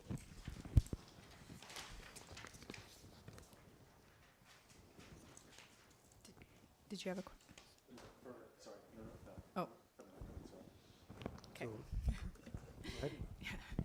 We're now moving along to development services. So I'll ask the manager of development services to come on up. So you do notice that there are a lot of projects in regards to the development services department. So to break it out a little bit easier, so numbers 5 to 13 will address first to keep the flow of requests a little bit easier. So in regards to numbers 5 to 13, are there any questions in regards to those projects to the development manager? Councillor Lego. Number 5, the biomass, that's still going? Is it a go? Through Mayor Lawrence, it appears to be a go. The biomass units are in Sioux right now, apparently, so I've been asking to get a little tour of their site that they're doing there. So this is a project collaboration between us and Sioux. They're getting a biomass boiler, and we're getting a biomass boiler. The boilers themselves are being funded, and the infrastructure within the facilities are being funded, and it's been a very long process, and it appears that this might get funded, but chances are it might not, so we just want to make sure we have dollars available if, in order to install these units, which is expected to happen this year. The estimate, sorry, the estimate of the funded part, how much is, any idea? Is it It's 1 million, around 2 million? 500,000, 600,000 for the unit and then the components inside. Thank you. Councillor Costco. Now, what exactly is the biomass site? Like, what is the end result of it? What is the purpose of it? So the original intent of it through Mayor Lawrence was to replace heating fuels, or heating oil. So the idea, that's how the funding came about. So the fire hall itself is heated with fuel oil, whereas the Public Works garage isn't, but that's kind of our biggest user of heating oil is the fire hall. And same thing in Sioux and Frenchman's Head. They have a Public Works building heated with fuel oil, so this is to replace that and provide a lower cost heat and a more sustainable heat, as well as, again, it kind of started at one thing where it was going to be a bit of a business where wood chips are created through Sioux and sold to us, and they create them for themselves, and ideally, if it works, expand on it from there. So in doing this, to get the best use out of the equipment, where, every building, so basically the fire hall, Public Works garage, all the outbuildings that are heated will be heated by this unit. So eventually, will the savings of the heat cover this cost? Yes. Eventually. So this ideally would be a zero-cost project, long range. Through Mayor Lawrence, yes, that's the goal, yeah. And there's an opportunity that this still might be funded, this 125? Yeah, through Mayor Lawrence, with my latest discussions with the consulting engineers and Ari from Finnapool, that there is still an chance for it, but it's hard to say. And in order to make sure it happens, I think, to have this money there to capitalize on this opportunity. Councillor Van Breda. Just to further Councillor Costco's question, so this will eventually pay for itself, which is good, but in how long? And then next, so like if it were to be completed this year, will it pay for itself in the next 2 years, 3 years, or longer than that? Through Mayor Lawrence, I don't know the exact amount of years, just because the unit hasn't operated yet, so we don't, there's estimates, but we don't know until it actually operates. It's supposed to cut it, by 40 to 50%, hopefully. 40, 50%, okay. Depending on wood costs, because again, wood costs have gone up since we started this process. Because the fuel costs have gone up and all that stuff, so it's changing every year. All right, thank you so much. Anything further? Councillor Cassidy. I just think you can look at our utilities cost for the Public Works garage, it's 55,000 for the year. So if we're gonna cut that by 15 or 50%, and that's not even including the fire hall, so.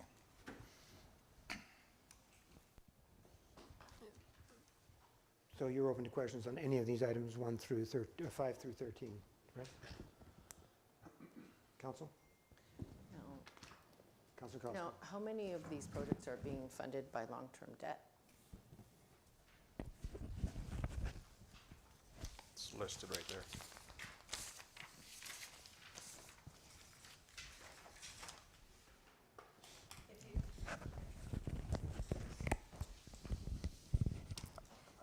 If you look on your sheet currently, we're looking at numbers 5, 6, 7, and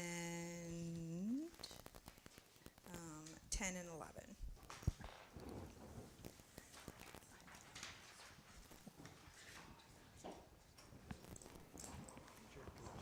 That's okay. Councillor Legg was still mine. Councillor Bone. 10 and 11. 10, what condition is that the upgrade to the baseball field concession stand? Is it in dire need? And the tennis court fencing project, how bad is it? How many people are coming into that neighborhood? Like 45,000 for a fence? Through Mayor Lawrence, so the baseball field concession stand, I don't know if you guys have been down there within the last few years, it's in pretty rough shape, and So last year we had approval to go ahead with re-shingling the roof, but we did send out RFQs, but no one responded, and there was no interest in that project. So we thought maybe expanding on it and creating a more usable space for the public and possibly a bit of space, because I think currently in how they flood the rinks and stuff, it's not a very user-friendly system. So creating a better space for that, as well as maybe a bit of a space for a warm-up shack for the kids when they are skating. And so the idea too was to expand on the project and hopefully create more interest and create a better space down there. I mean, the shingles have to be done for sure, but the rest, ultimately it's up to you guys. And as far as the fencing, 45,000. Through your Mayor Lawrence, that's just based on costs we've received for other fencing projects we've done. That's chain link fencing around. Yeah, and it's a long stretch to go around there. Sorry, I thought you had your hand up first. I'm just. Okay. Now, so you're saying the baseball field concession, there is no interest, like there is no concession stand in there? There was no interest in the contract that they Yeah. tendered. Sorry, for the in roof, to repairing reshingle, we it. Okay. attempted to reshingle last year, and there was no interest in reshingling it, so Okay. in an effort to garner interest and Yeah. kind of better that space down there, we decided to expand on the project. So who is using the concession stand? Like, is there a contract? Sorry, to be clear, Yeah. there's interest in the concession stand by the public. The Development Services Department couldn't get any contractors interested in doing the work. To fix it. But the other question I'm asking, is there someone who uses the concession stand, and sells food out? It's a concession stand that sells food. Through you, Mayor, yes, there have been. I know at the Blueberry Festival, people use it. Baseball tournaments, it gets used. Okay, Different events, so again, I think, bettering the space will help, possibly increase the use down there. Okay, I'm sorry, I'm not a baseball player, so I wasn't sure whether anyone was actually using the concession, if it was used on a regular basis. Now, also with the fencing, the purpose of the fencing is to protect the neighbors? Through you, Mayor Lawrence, it's to kind of limit access from the high school property into that area in between the tennis courts and the residential property. There's a lot of activity in there throughout the school year, and a lot of garbage and a lot of different activities. So just to try to limit that and help prevent that. I mean, it's not going to completely prevent it, but it'll be a harder path to get over there. Councillor Lego and then Councillor Cassidy. Okay, so number 10, I'm okay with shingles and nothing else at this time. Number 11, I'm a no on the fencing. And number 12 is yes because it's covered by insurance. And number 13, we own the Hugh Allen Clinic and they rent, and this needs to be replaced, so I'm okay with that. I'm not sure how you envisioned us going through this in terms of yeas and nays. No. CAO treasurer, do you have any? You're anticipating this tonight, or how did you want to do this? Lawrence, we are looking for some direction on some of these, otherwise we'll bring it back in the next meeting. So before, what I'd be interested in is how, sort of getting to the end of the package first to see what the impact of the capital is on the total budget before we come and start. That's my thought, Councilor. Line by line? Yeah, I think we've done that before. Councilor Cassidy. For the fence, I would like to see us go to the high school and ask for contribution. When you're building a fence between two properties, you always talk to your neighbor about splitting costs or something. I think there should be something there, especially if it's a notable increase since the high school has been there. My only comment, and I know I'm jumping ahead, but it's the two projects I have here are in separate sections that you've outlined, Treasurer, but I would like to see the fitness center air foyer conditioning move to the reserve and reserve funds, and I'd like to see, my thought would be that we hold off on the foyer air conditioning and the municipal office. Just swap that 20,000. But those are my comments. So. Is the fence on the property line or close to the property line, or is it far back from the property line? Where is the fence? Through Mayor Lawrence, there is like a municipal right of way, so the curbing of the Sioux Mountain entrance there is about 2 feet off of the like the property line for the Sioux Mountain School is about 2 feet off of the curb there, so it'd be somewhere in that area.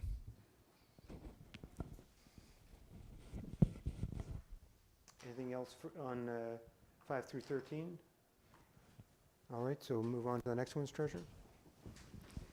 So in regards to numbers 14 to 21, and then also number 24, which falls under infrastructure and development. The reason it's on this sheet is currently right now the manager of development services is working on that project to develop the site design, which is why it's currently listed here on this sheet. So if council has any questions, comments in regards to those items, then we can discuss that. Council, items 14 through 21 and 24. Councillor Van Breda. Yes, thank you. So for number 18, the Town Beach Pathway extension, has there been a real need for that, or? Through Mayor Lawrence, I think in an effort to better utilize the new docking system, to have a proper pathway going from the town beach over to the new docking system would be ideal as well. Just, you got this nice beautiful site and then you look to the south and it's in need of repair. That was originally part of the project. Oh, it was? Okay. But then just due to cost at the time, it was taken out.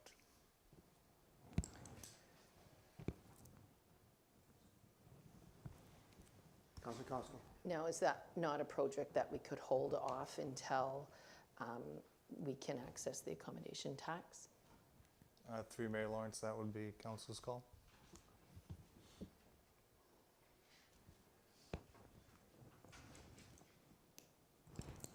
Anything else on these this list of projects? Councillor Cassidy. The Hidden Lake landfill, the air conditioner out there, did the windows open in that building? Is there a chance we can put a couple just portable units out there and not have to worry about a big condenser on the roof or whatever? Through Mayor Lawrence, it wouldn't be a condenser on the roof, it would just be replacement of the condenser they have adjacent to the building. I think you want to limit the outside air that you bring in there. Oh, yeah, I guess, eh? Well, no, they have the ones that you just put inside that go in there and just blow the heat out, don't they? Yeah, that's like a portable air conditioner. It's Yeah. not really a long-term Okay. kind of fix, I guess. So where does the air from that condenser come to? Does it get filtered out then? Yeah, And it there's gets brought filters inside? and there's an air handler in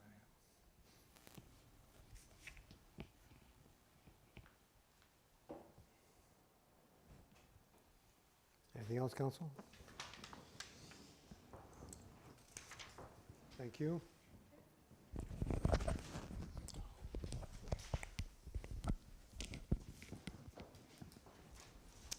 Next, we move on to Public Works and Utilities. So items number 22 and 23 relate specifically to Public Works. And items number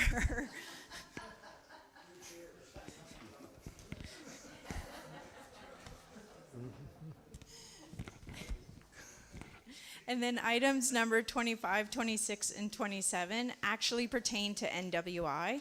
So these are projects that NWI needs to do that are outside the work of their contract. So therefore, they supply the municipality a list of requests of items that need to be done within our water and sewer distribution centers. So we're going to start with items number 22 and 23.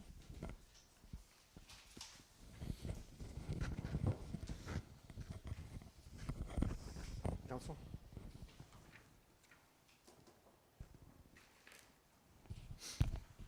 Is the plow truck to replace an existing plow truck or to supplement the fleet? Through my allowance, yes, it's to replace our 88 units called our tandem axle plow truck. It's just the cost to keep that running and maintaining has been exponentially getting worse every year. And this truck is actually a lot smaller, less cost, less maintenance. You don't have to have a D license to drive it. And it's about $200,000 less than what it costs to replace it for a tandem plow truck. But it'll do the job that you obviously. correct. Yeah, yeah. All right, nothing else, council? So 25, 26, 27? These are NWI projects? And everybody knows what NWI is. It's our contractor for our sewer and water systems. It's contracted out to Northern Waterworks, are now known as NWI.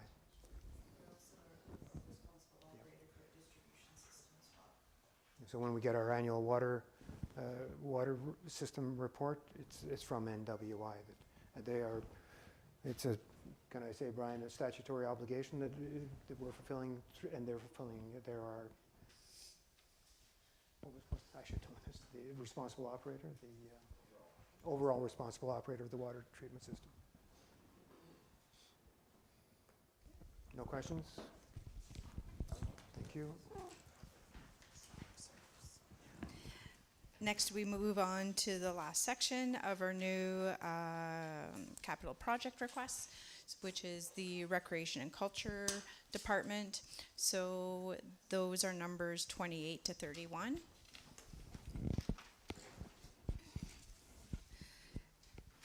Does council have any questions in regards to these projects?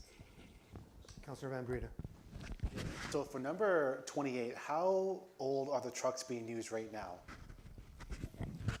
So, through you, Mayor Lawrence, we actually had 3 trucks for the department, and one of the truck was deemed unfit for the road through MTO. So that's how old it is. Well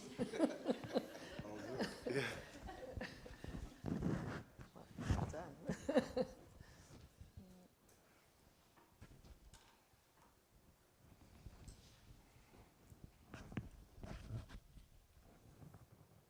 Repair boat launch 31 is repair multiple boat launches? Through you, Mayor Lawrence, yes, this is basically the effect of flood which caused this, and we are taking up this project for that. Councillor Bowman. Superior Boat Launch, is that the only one that does not have a dock? Through you, Mayor Lawrence, yes. Help me, which one is Superior? Just across the landfill. Yeah, thank you. Councillor Van Breda. So then on number 29, so then will it be a town employee who would be stationed at the town beach to rent these out? Through you, Mayor Lawrence, we have already moved forward with putting in the requests for the summer students. Okay. And we are planning to have not only two summer students as a caretaker for this place, but they'll also take care of the different complaints we have been receiving last summer for cleaning, during the events, garbage overpiling, and different other like needles and all those things. So Yeah. those will be taken care of. And so then what if we don't get 2 summer students? You know, I mean, what if there's just nobody interested, nobody come? Which I know that's like a worst case scenario, but in case we don't get any summer students, who will work these? Through you, Mayor Lawrence, yes, I know we have got a restricted resources limit what we have now, but the department has been really doing good. Yes, except for 1 or 2 complaints from public, which I know when they see a representative of the town, they kind of reach up to them and ask for help and raise complaints, but we have been trying our best. Like anytime any concern raised, we have been out there. Okay. Councillor Costco.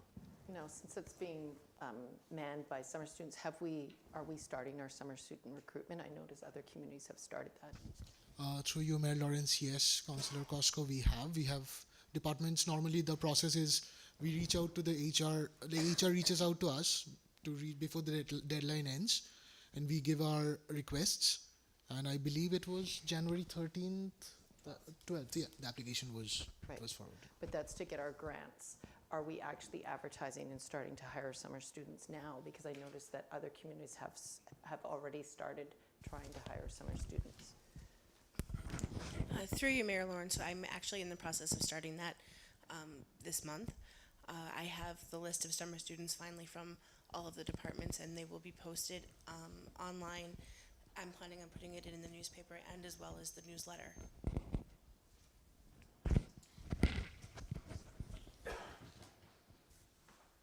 Anything further for items 28, 9, 30, 31? Councillor Cassidy. Just a comment is, I would like to see the dock system at Superior. I'd like to see that deferred to any surplus in the Sorry. I'd like to see that item deferred from this year's taxation, and I'd like to see it if they're come from surplus from previous budget. Okay, so I think when we go through the detailed list, you'll bring that up again, when we'll go one by one, but.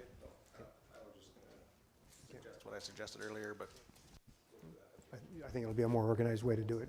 Go through each one. Anything further for recreation and culture? Thank you. Thank you.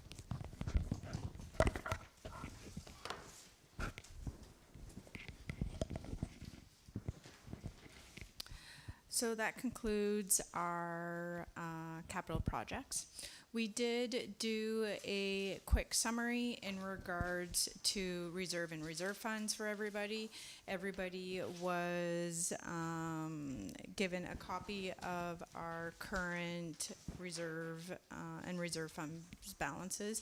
Please keep in mind, however, that the opening balance of 2023 is an estimate at this time, as we are still going through and finalizing our 2022 books and all the ins and outs and everything that still needs to be done. So these numbers are currently projected.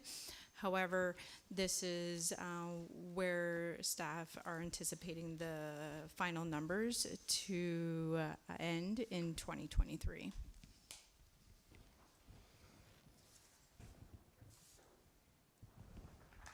Councillor Lego. right at the bottom, the MAT tax, it looks like this year was about 155,000 collected. So still owing for 2023 would be 82,000. So if we make about the same for this year, we probably have an extra 75,000 that can go to some of the capital or to take away from some of the tax levy that we have going on. Now, what is Sorry, the, was that was there a question there? Oh, no, there's just a statement. Okay. Can you comment on Councillor, any comment? So in regards to the MAT tax that the municipality keeps, it is up to the discretion of council as to how you would like to spend those funds. Okay, thank you. Councillor Costco. now, I noticed with the MAT tax that, is it possible to relook at the MAT tax bylaw? Because I noticed that the camps are exempted from paying MAT tax. And if we're taking out long-term debt to do these capital projects, that would be revenue that we could access rather than, revenue that affects taxes. So is that a possibility? CAO. Of course it is. We can always revisit bylaws and rediscuss it and discuss it over again. You suggested the camps, is that what you suggested? Yes, that we include the camps, because if we're going to the taxpayers for a tax increase when we're leaving money on the table that's coming from an outside source, maybe we need to relook at that, because the MAT tax is coming from visitors. It's not coming from our citizens through taxation. So we're leaving a lot of money on the table there, and I know it's not very difficult to collect the MAT tax. Most people have point of sales that you just punch it in and it tells you it. It gives you a nice little report. You pay your bill. It's not. So I would really like us to look at that, especially if we're expecting taxpayers to increase their taxes when we're leaving money on the table. So I think it can be looked at. I don't know if the process to do that would be within this budget year. I think that it would. I mean, the process might be within this budget year. The impact any impact would not be in this budget year. And is that fair? And I'll just make one more comment that many businesses and some were to a greater or lesser extent, but the tourist camps in the Sioux area were 100% impacted. Their business was devastated. Right. 95, and some of them are still recovering. And I know what they had said before was that, I mean, to try and reattract business here, you know, an additional tax that would be paid by the visitor would be a detraction. I think it, if you want to bring it back, that can be considered by council. I would like to bring it back. Just for council's information, and in particular the newer members of council, when this bylaw did come to council, there was considerable debate and there was considerable public participation from the tourist operators as well, and a decision was made at that time because I believe it was proposed that they be included originally by staff, and it was decided at that time, whoever we were imposing the tax on, that to eliminate the tourist outfitters. So that decision was made when we did the bylaw, and there was considerable debate and there was strong opposition to it by the tourist operators in the municipality, and that was pre-COVID as well. So I'm not saying can't come back, it's just that there was a pushback on that. Yeah, I understand that.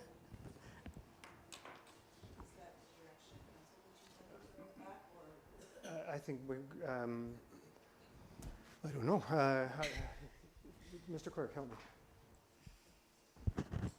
Through you, Mayor Lawrence, procedurally, the best method of bringing this forward would be for a member of council to file a motion to reconsider, and then that would kickstart the process to bring it forward. So if you can help any councillor that wants to do that, to file that motion. Okay. So if anybody wants to do that, Mr. Clerk is your man. Councillor Lego. Thank you. Just wondering if there's any appetite for council to forego paying the final $82,000 to the single reserve, and then, oh, right, sorry, at the mat tax right at the bottom, the $82,000, that's what we're still owing in 2023. I was just wondering if there's any appetite among council to forego paying that to that one reserve. I think we took out about $601,000 at the time to pay for the waterfront. At the time, I basically felt that we shouldn't even be paying it back. That's what the reserves are for. So now we've lost the mat tax money for the last 2 years as well, because we were paying back that one reserve. So in essence, for 2023, we would just take all the mat tax and apply it to any capital that we need to cover any capital. But that can be a discussion for the next meeting. Or not. Get down to the nitty-gritty of what is staying in, what's going up, then that discussion can take place and direction can be given. And we would have to bring a motion back. Thank you. Because it was previously decided by council that that's how we would fund that project. Yes, correct.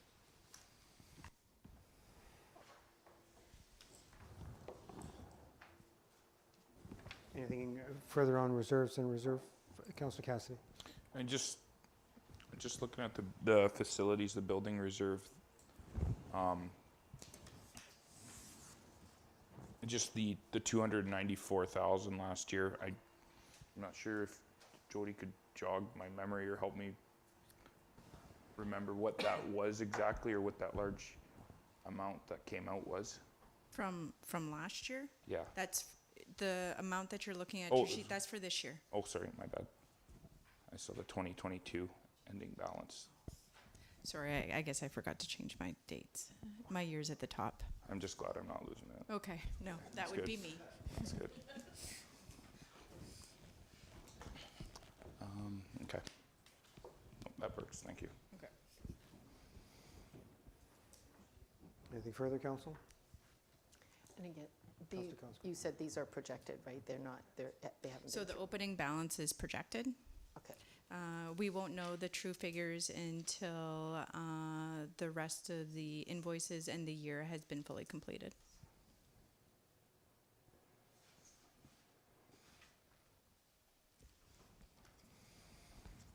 Nothing else on reserve and reserve funds, council? So next, carry on, Treasurer. So moving right along to the last section in regards to taxation requests and So currently, right now, if council approved the operating budget, and if they were to approve all the capital projects within the spreadsheets, we are looking at needing a 4% increase overall in order to fully fund our operating and our capitals together. So what does that look like? It looks like this. So we use the median from 3 different categories in order to determine what the increase would be to the taxpayer. So for a residential single home at $171,000 as the assessment rate, they are looking at an increase from last year to this year of $205. In regards to multi-res unit, from last year to this year, that property would be assessed at $677,000. You're looking at just over $1,000, $1,100 for an increase. In regards to small commercial, from last year to this year, where the commercial would be assessed at $249,000, you're looking at an overall increase of $366.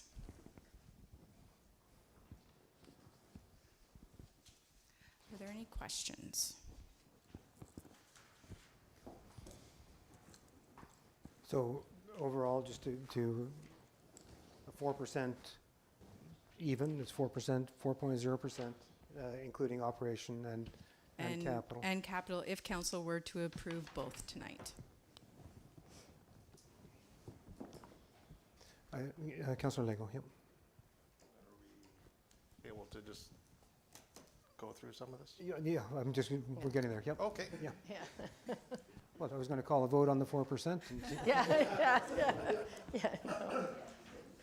I know, Treasurer, so, and I think maybe we'll do if we went back through itemized the capital first, because that seemed to be where a lot of the discussion was. So what I would propose to do, Council, and it is Treasurer, you can help me here, we do not need to look at the projects carried forward. Is that correct? That is correct. We are going to look at the sheet with the blue. Is there an extra sheet like this? Apparently we're sharing a sheet. An extra. I have an extra sheet. That's where it is. So what we can do in regards to the capital projects is we will back up here a little bit.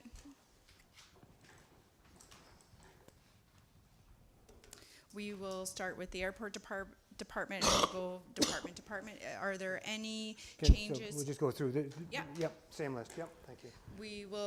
Are there any changes that you feel you would like to do in regards to the request for capital projects for the airport? Now, Councillor Costco. with the service road rehabilitation upgrade, will that happen in 1 year? It'll be completed, totally completed? So currently, it would need to go through a design phase and then have to go out for RFP. Once the RFP goes out, that will determine when the road will be completed.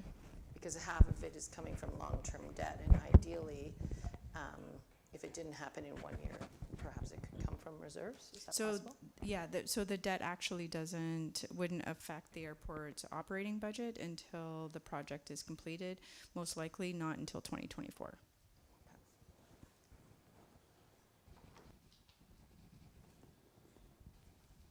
Everybody's okay? So items 1, 2, 3, 4, no changes. Okay.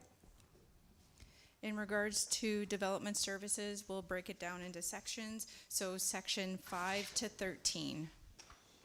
Councillor Lego. As my suggestion from before, to use some of the 2021 surplus, I'd like to see money put into the boat launch and Cedar Bay, which would Can you, sorry, can Oh, sorry. the numbers? Oh, okay. Well, first of all, I would like money put into those reserves, 75,000 in each one from the surplus, which would eliminate the tax levy of number, well, basically the, So I'm just gonna ask a question. okay. You're assuming there's going to be a surplus. Can we get comment from staff? In regards to the 2021 financial statements, there will be a surplus. 2021, we haven't Sorry, received. he's referring to 2021. Oh, I'm sorry. Sorry. In regards to 2021, there will be a surplus. What that dollar value is, we're not entirely sure at this moment. We were hoping to have an answer for council today, but we weren't able to accomplish that. Healthy? There's a surplus. Okay, so, So when you're referring to 21 surplus? 21 surplus, yes. That's a surplus that we know is there? Yes. We're talking real numbers. Okay, we're talking real numbers, yeah? Yeah, go ahead. So I'm just gonna, 75,000 boat launch, 75,000 Cedar Bay, which will cover any of the Cedar Bay and boat launch tax levies, which would be, we could remove those. And if we only do half of the MAT tax for 2023, which would be, if everything stays the same, which would, oh, sorry. I'm trying to do it, you're not on items 5 to 13. I know. Boat launches. I was really confused. I was like, where is this? Okay, is there a way we could, Okay. and what we've done previously is just, Line by line. Item 5. Yeah. Sorry. Councillor. Okay, no, it's fine. Just got ahead of myself. It's okay. So item number 5, councillor comment.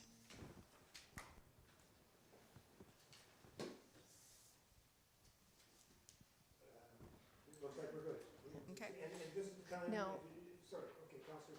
My question with, it goes into long-term debt, but how does it get, like, if it's going to reduce the costs of the utility, but it stays in long-term debt, is there anywhere else it could go and then that funding, that the utility savings could pay off that money? Do you know what I'm saying? Well,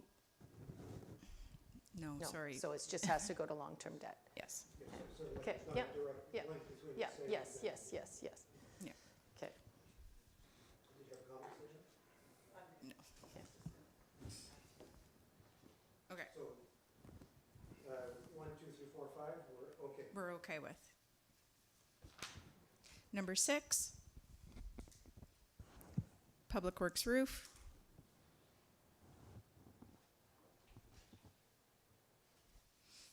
That's all good, okay, number 7. Number 7, the fire hall exhaust removal system. This would be both for the Hudson Hall and Sioux Lookout. Number 8, the Sioux Lookout fire hall generator replacement. Councillor Lego. I'd like that to be removed and paid by the MAT tax.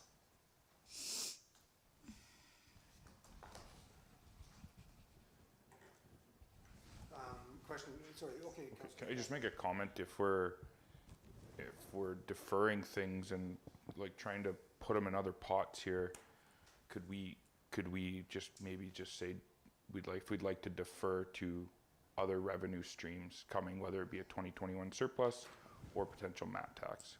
Yes, Sounds like a that's good fine. idea. Yep. Just And defer. My question actually on the MAT, does the MAT tax, I thought we had to expend it on, I suppose we could say fire protection is afforded to tourism as well. We, at the municipal level, we can do what we like. Correct. Okay, thanks. If I may suggest, Your Worship, I would still like to hear the ideas of council members as we go through the items and then leave it to staff to figure out where that can come from, if that's the direction that all of council wants on each of these items. So on item 8, fire hall generator replacement, Councillor Lego is suggesting we look for an alternate source of funding, And- whether it be MAT tax or surplus or whatever. I Does would- the rest of council feel okay with that? Yep. Okay. So direction of staff, good on item Number 9, the fitness center foyer air conditioning. Councillor Lego? Same. Same, Council? Okay. Number 10, the baseball field concession stand upgrade. Councillor Van Green? So my thing is, are we able to get a contractor approved first? Because like my fear is that we're going to spend money on this and this is not really going to be used to its full potential. It's not the way we have to commit to a project and commit a fund And then, yeah, okay, thank you for explaining. No, can we not stream this project back to just the roof? So the roof is already been approved and it's on your green sheet right here. So the 45,000 is additional to what is on this for the roof? So the roof is on your green sheet. 22, yeah. And what's on your blue sheet right now is to fix the building itself. So I would say no to this then. I'd like to speak on the fixing up the concession stand. I golf, I don't play baseball, I don't play bocce, but I drive by there all the time, and there's lots of people there using it all the time, there's kids skating. You know, a nice warm area for them, like, I don't think it's too much of an issue, personally. I think you raised, the name is a little bit of a misnomer. It's not just the baseball field, it's for the outdoor ring as well, right? And probably bocce and other such things. Councillor Lego? And are you looking to add like a storage or just fix it up for more storage as well? Through Mayor Lawrence, yes, so ideally add a bit of a warming space that could be utilized as storage and stuff. Councillor It was also used for a storage center for sandbags. No. This spring. So again, baseball field concession stand upgrade. All in favor of going ahead with this? Going ahead, thank you. Number 11, the tennis court fencing project. Councillor Lego? At this time, I'm a no.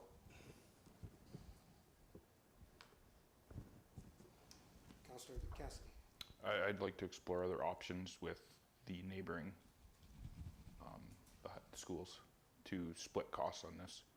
Maybe we defer it and it comes back in another report to council about this. Any further comments, Councillor? Councillor Cosgrove? I'm also a no, yeah. So can I make a suggestion that we take Councillor Cassidy's, that you come back it be deferred, but come back as a report after review of some other options? Not to the budget, but for next year would be, it's deferred until next year. Is that clear? Is that what I was thinking that if Jody's able to reach out to the schools this year and something can come back. in the time frame that we're gonna do the budget? Well, no, I mean, it wouldn't come back as a budget, but it could be something that can be approved outside of the budget as an expenditure. We could find funding for our portion. Yes. Okay. Yeah, for our portion, if there's something we can agree. Essentially, I think we're deferring it a year. If it takes that long, it takes that long, but I'm not limiting it to a year, but yeah. Okay. Is the direction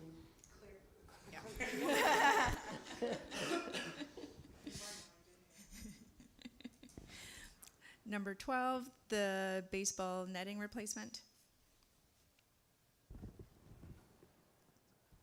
good to go? Number 13, to replace the Hugh Allen Clinic condenser.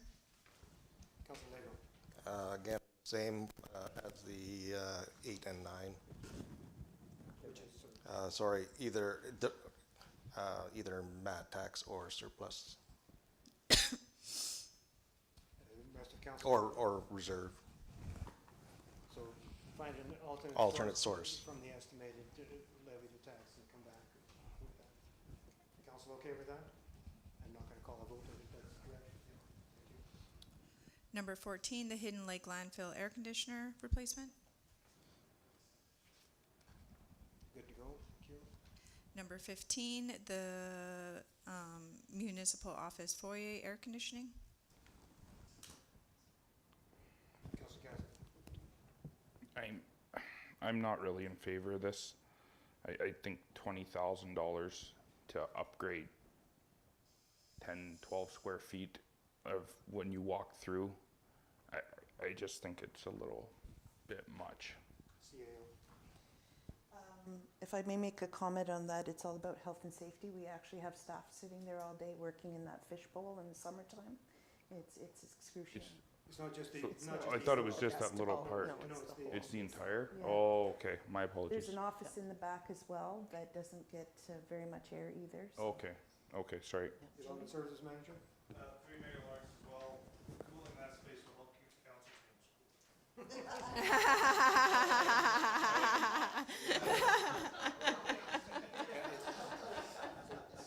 Yeah, that's fine then, that's fine. So, the municipal So- office foyer air conditioning, anything further? It's good to go with it. Okay. The municipal office WAHP replacement?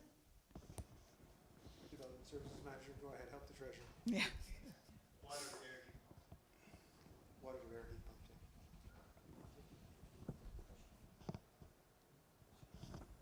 Good to go, council? Yep. The facilities, number 17, facilities skid steer. Now, is there any way we can find an alternative source for the long-term debt part of it? No?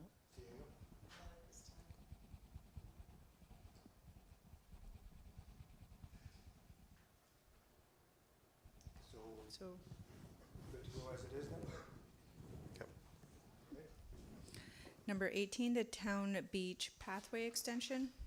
Councilor Lego, I'm a no. Councilor Van Brina. I'm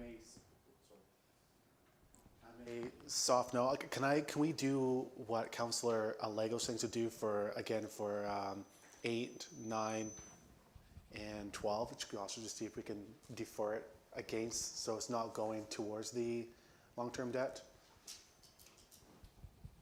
Council, we have two proposals here, council, so Councilor Cassidy? Yeah, I would like to, I think the functionality that this provides to connect to the docking system, the beach to the docking system, I think it's important for the project as a whole, and seeing this finished is good. I don't want to see it go to long-term debt. I'd like to see alternate funding sources for it, whether it be through the MAT tax. So, Councilor Bloom? I'd like to give it one more year to see what our lakes and river systems do after last year. And will the ramp be in place, like the broken ramp, by this summer, depending on what's happening with the flooding situation?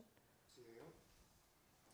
We chose not to, it was repaired, we chose not to put it in because it was the end of the season when it was repaired, but it will be going back in the spring. So I'm going to go in favor of, it'll still be on the table for looking for alternate sources. Doesn't mean to say, even with alternate sources, we have to go ahead. There'll be another decision, but right now, I'm going to suggest, I think we had one or two saying going for 8, 9, 10, go for alternate sources, keep it in the budget, and let's just consider it one more time. That's my thought. Is that okay? I would be okay with that. Okay. Not to say that it's, But not long-term debt. Number 19, the replacement of the repairs on roofs on multiple buildings. government grants and subsidies. Anybody a note to this? Yeah. Provided we Get get approved. So if- Correct. If we approve it here and we don't get approved for the grant, what happens? Does it come back to us? Yes. Okay, it doesn't We're automatically, approving okay, it to for be the done grant, through government okay, grant. okay. Number 20, the Cedar Bay cabins improvements. I guess if we, again, this is grants and it will come back to us, so I don't think anybody Yep. would say no. It says insurance, yeah. In regards, Is it 20? sorry? Is 20 insurance, through insurance? Yes, it's through the windstorm Okay, insurance. thank you. Number 21, demolish of Cedar Bay mobile home. Councilor Lego. Again, other source, if we put money into the reserve. Okay. Council good with that, other sources? Yeah.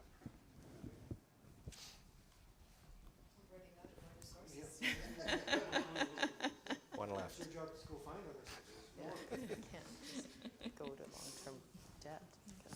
Okay, so that concludes the development services, so Public Works. Just for clarity, so far, could you give me the numbers that have been approved as is with no? Approved as is with no changes, yep. So we're looking at number 5. Sorry, 1, 2, 3, 4. Oh, sorry, numbers 1, 2, 3, 4. Number 5. Number 6.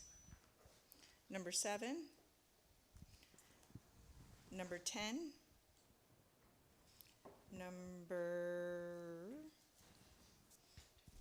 Sorry. Yep. Number 12. Number 14. What about 13? And 13, sorry. No, 13 to come back. To come back? Yes. Yeah, to come back with a new source. Number 14. 15. Number 16. Number 17. Number 18. No, that was, Oh, I missed that, sorry. town beach pathway extension, that will come back. and look Oh, at yeah, that. sorry, I did have that circled. Number 19 and 20. Good, thank you. Switch to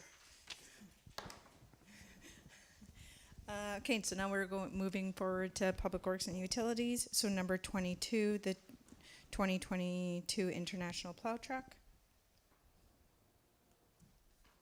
I think good to go, Council? Number 23, the Lakeshore Drive Road Reconstruction. Good to go. Jumping down to utilities in regards to number 25, number 24, the Bigwood Site Development Design and Preliminary Site Work. Good to go.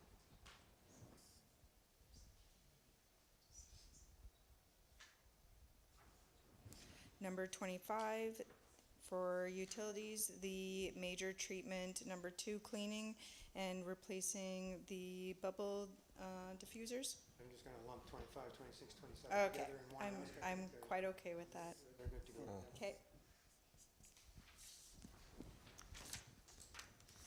The Recreation Department, number 28, the new recreation truck. You made a compelling case. Number 29, the kayaks, canoes, and paddle boards for the town beach. I'm not hearing anything, so it's good. Number 30, the dock system at Superior Boat Launch. Councilor Lego? Yeah, alternative. Oh, Alternative sources? Yep. Yeah. 30, the dock system at Superior Boat Launch. To look for alternative sources. Yes, that's right. Sorry, good with that, Council? Yes. okay, yeah, okay. And number 31, repair boat launches. Through government grants, so good to go. Okay.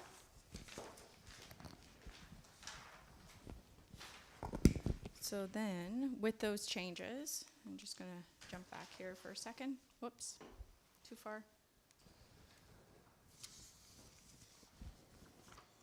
So in that respect, we're looking at trying to eliminate any sort of additional tax revenue to help pay for any of the new capital projects. So we would be looking at then at a 3.3% tax increase for operating. Now, wasn't there, sorry. That's, you, sorry. With what we've just done, you've eliminated the 94. The, capital projects, the 94. capital projects, that's correct. No, So now now we're discussing operating. The only item that isn't in the operating number that you see there is the donation amount of $1,000 and the other one from the ski club. Those two amounts are not included as part of that operating. Now, wasn't there early on when we were going through a few of these details, wasn't there a few questionable numbers that would, so that would affect, like she was up the operating cost, right? Yeah, That's what's okay, being okay, introduced for okay. discussion. So why don't we do I think the donations, there was a couple of suggestions and questions. Yep. And so you'll bring those back the next time with the answers to those questions? So the donations will remain right now and to be determined based on the responses. Okay. No, Next item? I just have something to add about that. Now, could the Nordic Ski Club and even the quilting thing go to the mat tax that was given to the Chamber of Commerce because it would increase tourism? Like I do know people that come to my Airbnb that go skiing. So could they not go and request those funds from the Chamber of Commerce? Because that money is there to improve tourism. I think that's a good idea. And even the quilting, those are people that are coming from the north, visiting our community. They're being given quilts. It's improving our relationship with the north. So that money is sitting there, and they have not had a lot of requests. So should we not be directing them there? So in regards to Donation requests. Yeah, in Yeah. regards to those donation requests, Right. In particular, the ski club with one of the items that they're requesting from the municipality is not covered by in the application that would go to the mat tax. One of the items has to do with insurance, and the application states that insurance is not covered under the mat tax for them to apply for. Councilor Lego. But they could apply for the rest of it. They could possibly apply for the rest of it. Or apply for something else. Or Yeah. part of it. Yeah. So those two items, staff is going to talk to the requesters, see if they have some alternate ideas and come back to the next presentation. We can do that. Just as an aside, the mat tax committee is so totally separate from the municipality, so we don't, we may defer them to go to them, but they may not receive the funding depending on what the terms of reference are with reference to their application process. Just putting it out there. Through you, Mayor Lawrence, further to the CAO's comment, additionally, it's unlikely that they would have an answer from the Mat Tax Committee before this budget process is complete. So just to keep that in mind as well. In addition to the foundation at Menoyawan, maybe reach out to HR because they have like a rec fund or for all employees in the hospital, maybe for the quilt for $1,000. I mean, we just recently helped out with them as well, so. So staff can have those conversations with the individuals that put in the request to see if they've taken those, had those conversations with the different organizations. Okay, deeper into the operations budget. Maybe we'll just go back by department, just run through by department, all right? So- Without line by line, but asking council if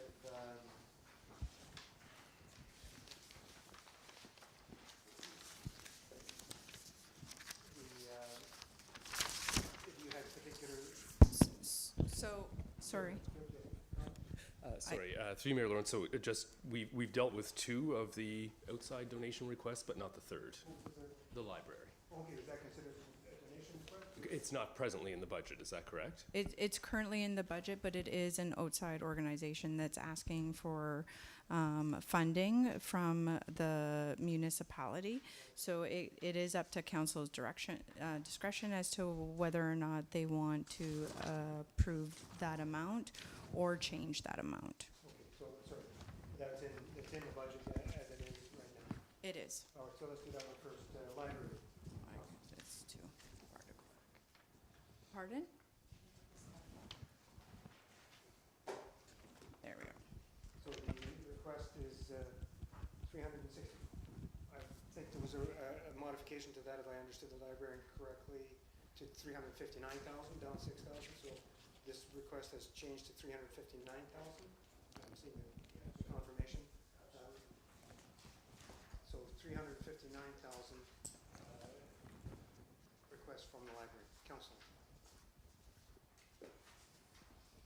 Comments, questions?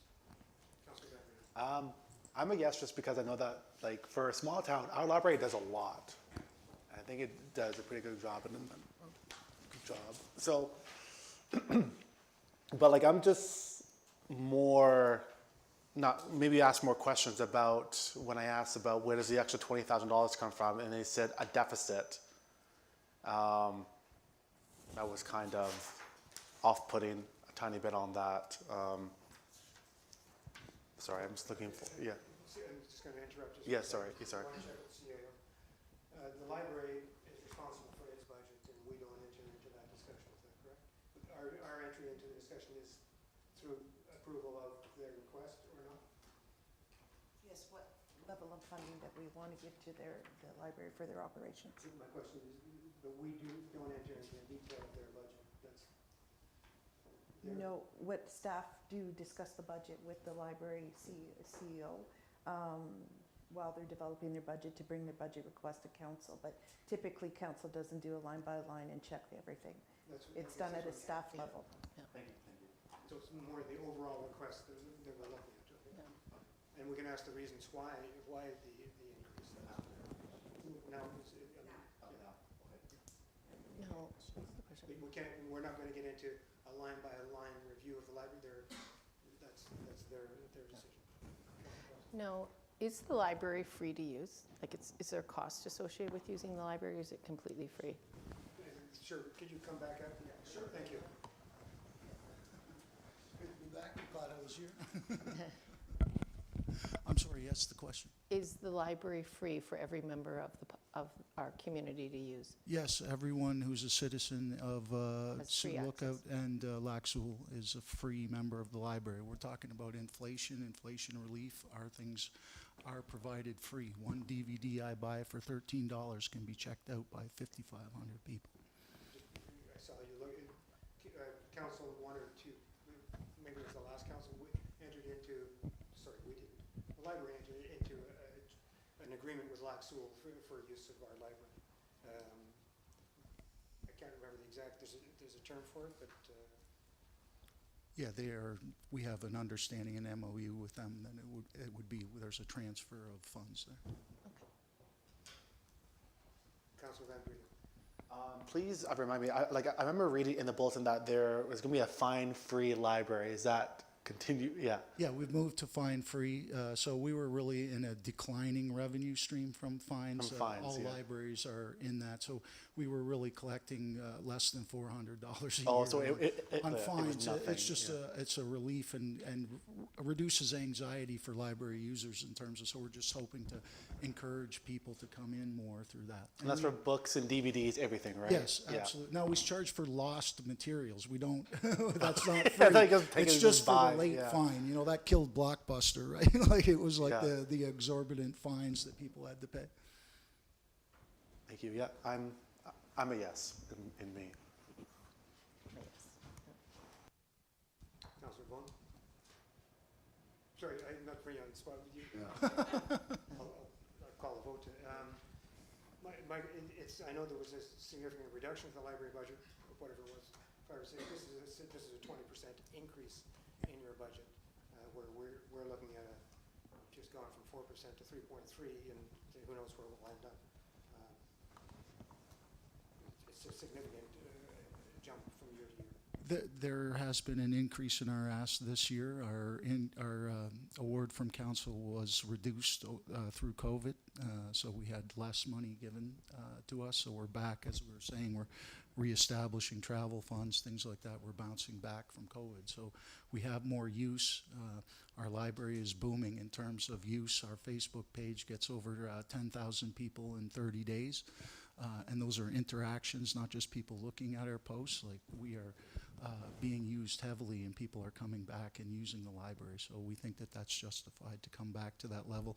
We were at almost 350 in 2019, and we're reduced for those 2 years of COVID. So we're asking the staff to go back and look at, I'm sure we've asked them to go back and look at some capital, and we're asking them to go back, I think, on operation. If we said to you, can you go back and go through with a fine tooth comb and see if you could reduce this request by a few percentage points? There's nothing else to cut. I wouldn't come here and ask you for anything. As I said, we reduced just before we got here. We looked and reduced even further. I'm only asking for what we need to operate. There's no meat on this bone left.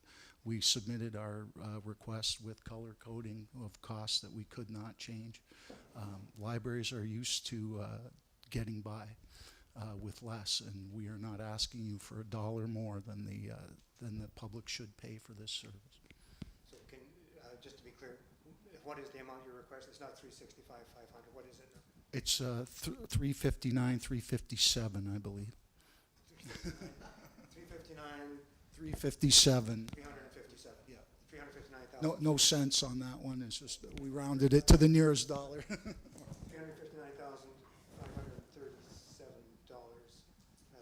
Is the external request for the library.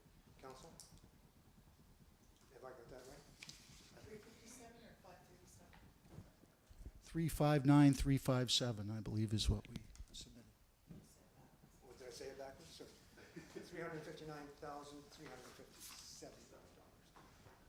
Council, yay or nay? In favor of this request? Thank you. So if you've got direction, Treasurer, that's it. It'll have to change in the budget by that amount. Thank you.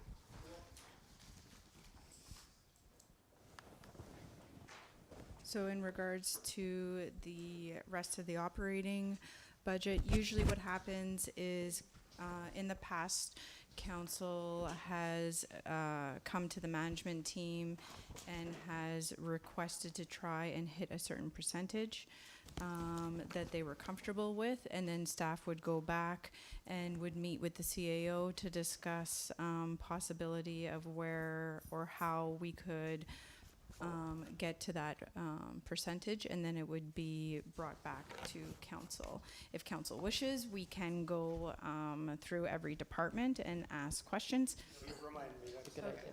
Unless there's a need to, I think that. Council? Does anybody want to look at a particular department? No, there were a few errors, like you felt that the contracted services for council might be the wrong amount. No, I didn't say it was the wrong amount. There may be other amounts in there that I'm not aware of because the treasurer consolidated all the contracted services. So we're going to check that. You're going to check that. Yeah.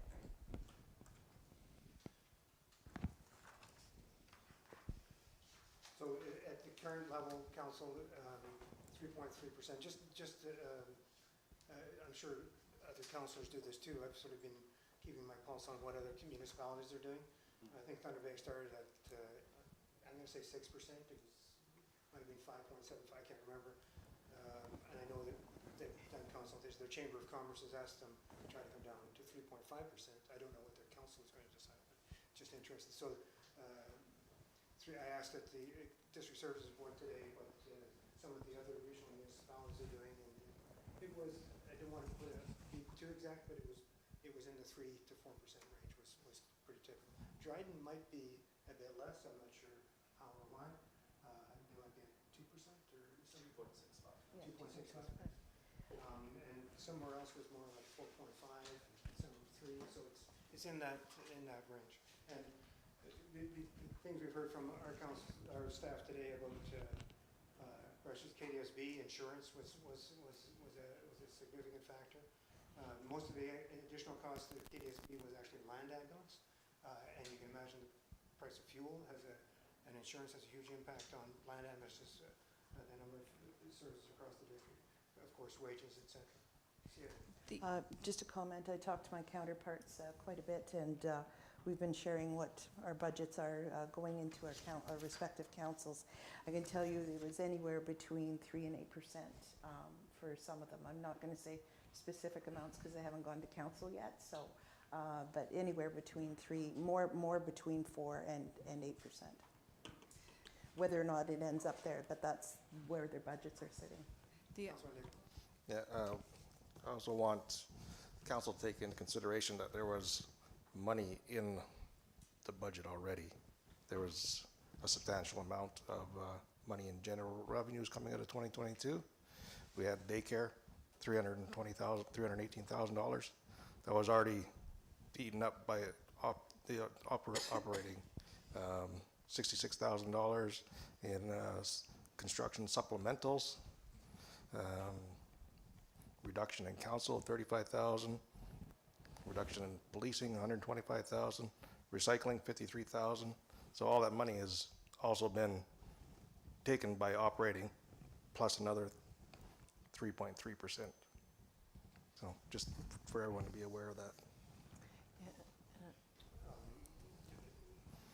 Can I understand your point? Council should also take into consideration that there's limited assessment growth compared to pre-COVID years or pre-MPAG freeze, which would grow the resources available to the municipality prior to any tax rate increase. But Councilor Van Breda? Just really quickly, now that we went from 4.0% to 3.3%, can we get an updated slide number 13 with the 2023 taxes on the median property values? Like, not right now, but yeah. No, don't worry. I'm not going to do the math right now or anything. That can be brought at the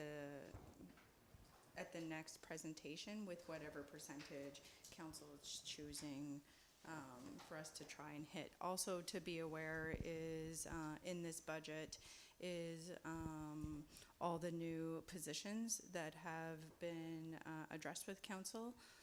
Those positions are in this budget as well. Councilor Cassidy. Could we go to slide 4? What's the name of the slide? Oh, 3-year recap. Pardon? 3-year recap.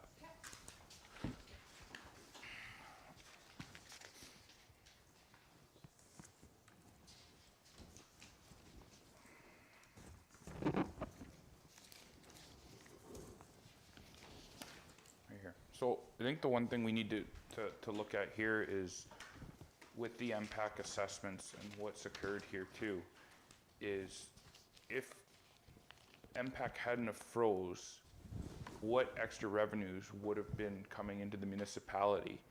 So if we estimated at, even if we just leave it at the $400,000 mark, the same as 2020, you add that, in 2021 there should have been another $325,000. In 2022, another $250,000, and then this year, you add another another $400,000. That's $975,000 that would have been in this budget if COVID hadn't happened and MPAC had stayed the same across the board. And I think that's something to demonstrate on what was achieved over COVID as far as keeping costs down, keeping inflation down. And I think the one thing we knew that this was we could only do it for so long and things were gonna come back and get us. I think 3.3 is the highest since in my last 4 years that we've looked at, but we have kept the rates low. And I know I've seen the difference in the budgeting and what's come forward in the requests, and I've been, I guess what's the word, it's gotten better since I've been on. And I know that staff and management are very cognizant of this, and council's wish to try and keep costs down. And when the budgets come to us, I feel that they are very well done and they are reduced. And also given that we also know that we potentially could have some surplus, and that we do have mat tax money that we can look at to spend on other things, capital things, and try and keep those for those other improvements that we want to see in the community. So there are other options going forward as well, outside of what we're bringing in taxation, that will help deflect some of these other costs. So I think I'd like to just see the numbers with some of the numbers checked and brought back, but I think the 3 to 3.3 mark is, I think that's okay, all things considered. As a new counselor, I think that you're talking about COVID, but COVID also affected our citizens, and they're in the same situation. Like, I think that citizens, you know, their budgets are taxed as well, for us to go back and expect them to give us more money. And even like when you said, like with a rental, you know, $1,200, that's passed down to renters. And if you look in this community, it's almost impossible to find affordable renting. And now we're even going to raise the cost to the landlords, which will be passed down to the tenants. And I think a lot of people in Sioux are struggling. They're working 3 jobs. They're just trying to make ends meet. And I would like to see, you know, maybe a 0.5 tax increase, a 0.5. That might not be realistic, but that's what I would like to see.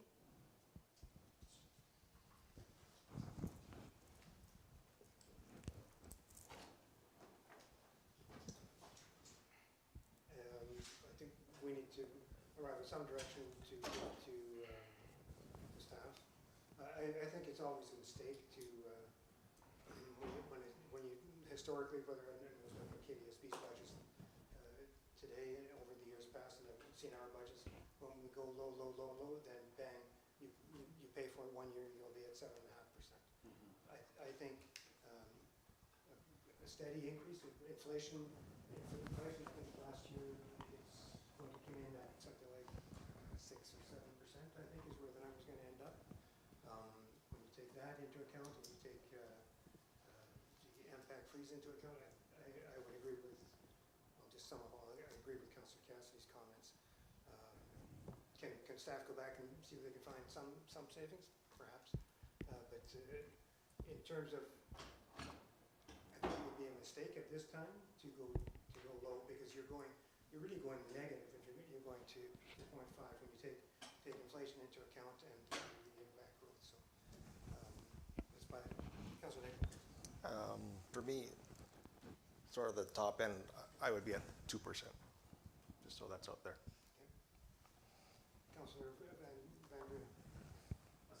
Yeah, like around like a 3%. I feel like looking at much bigger cities like Toronto and the GTA, where they're going 7%, 11%, 10%, and more. I feel like, not to be like to judge an apple with an orange, but I feel like going over the capital project, it seems like we're now investing back in the community.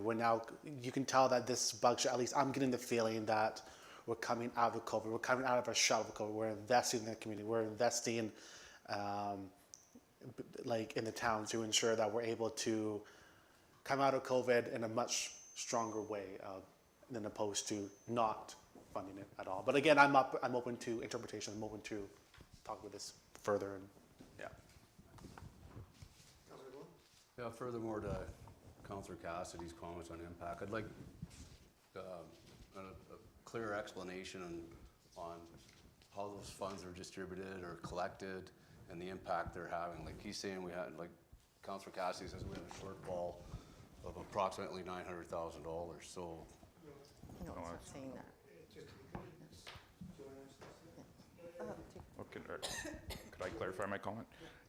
Basically what I'm saying is that because of the impact freeze, if we looked at those numbers, we would have been bringing that number in just by growth in people's assessed values on their homes.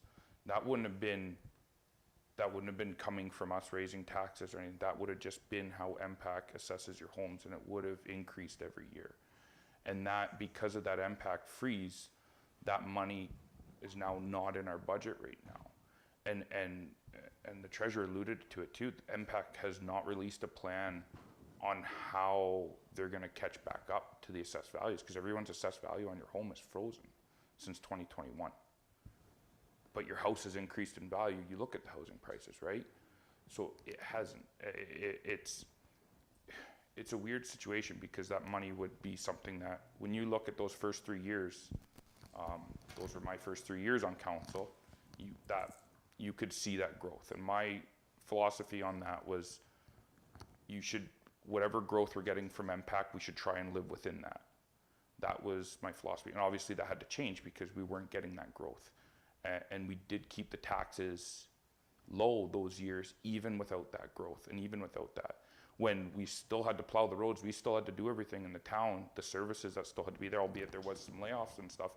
There's still a lot of stuff. The lights had to stay on, things still had to happen. And the other thing too is it is tough. It's tough in Sioux Lookout. It's tough everywhere. Inflation, there are costs that are driving this up that are beyond our control.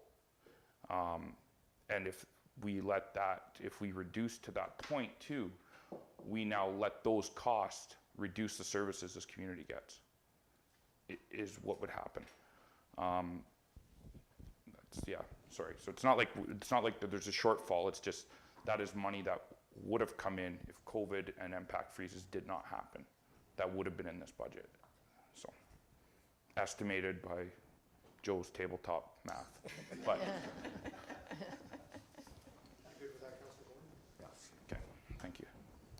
So, we've done this before by throwing a number out. The number right now is approximately 3.3%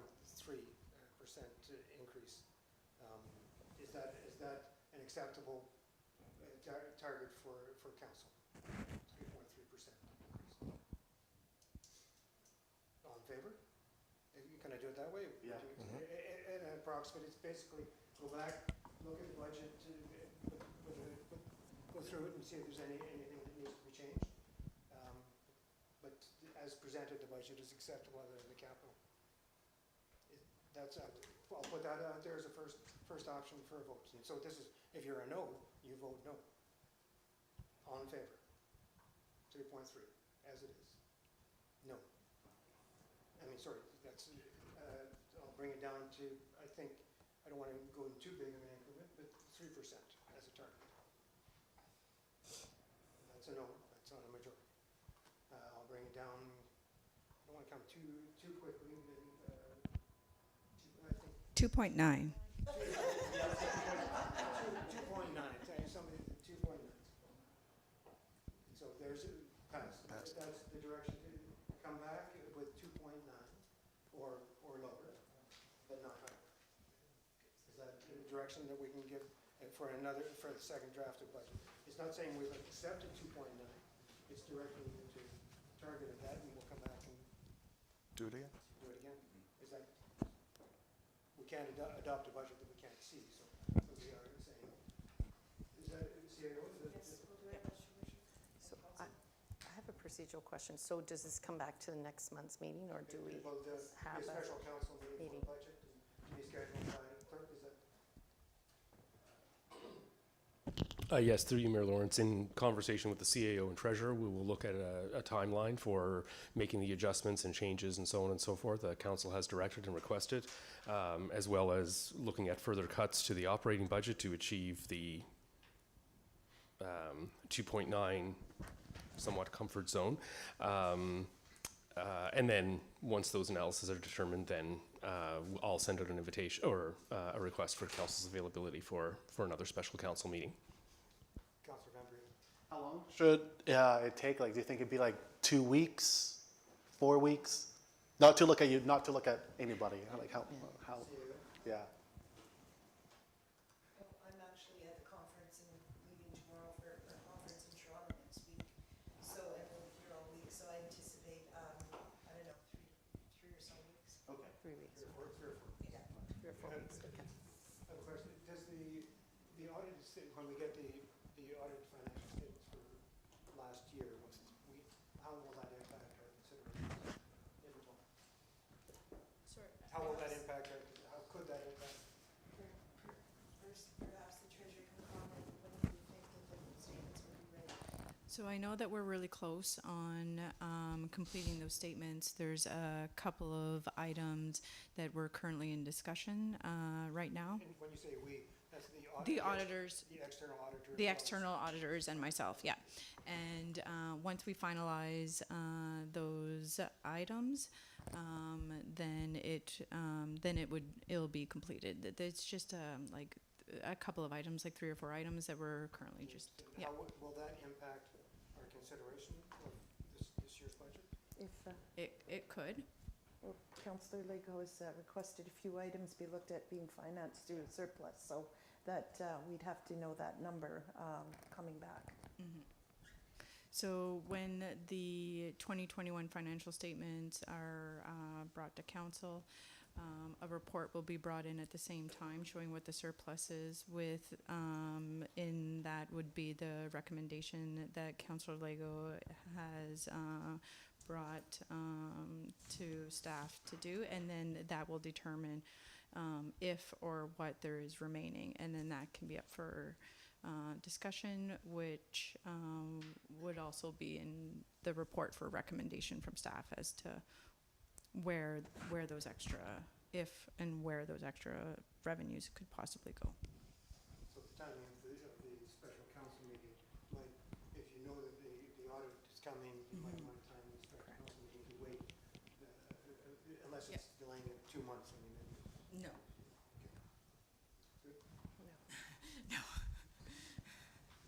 Staff, do you need any further direction tonight? I think we're good, Your Worship.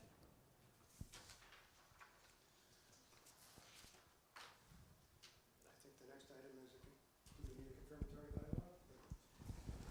06-23, being a bylaw to confirm the proceedings of the municipality of Sioux, County, 2023 special council meeting.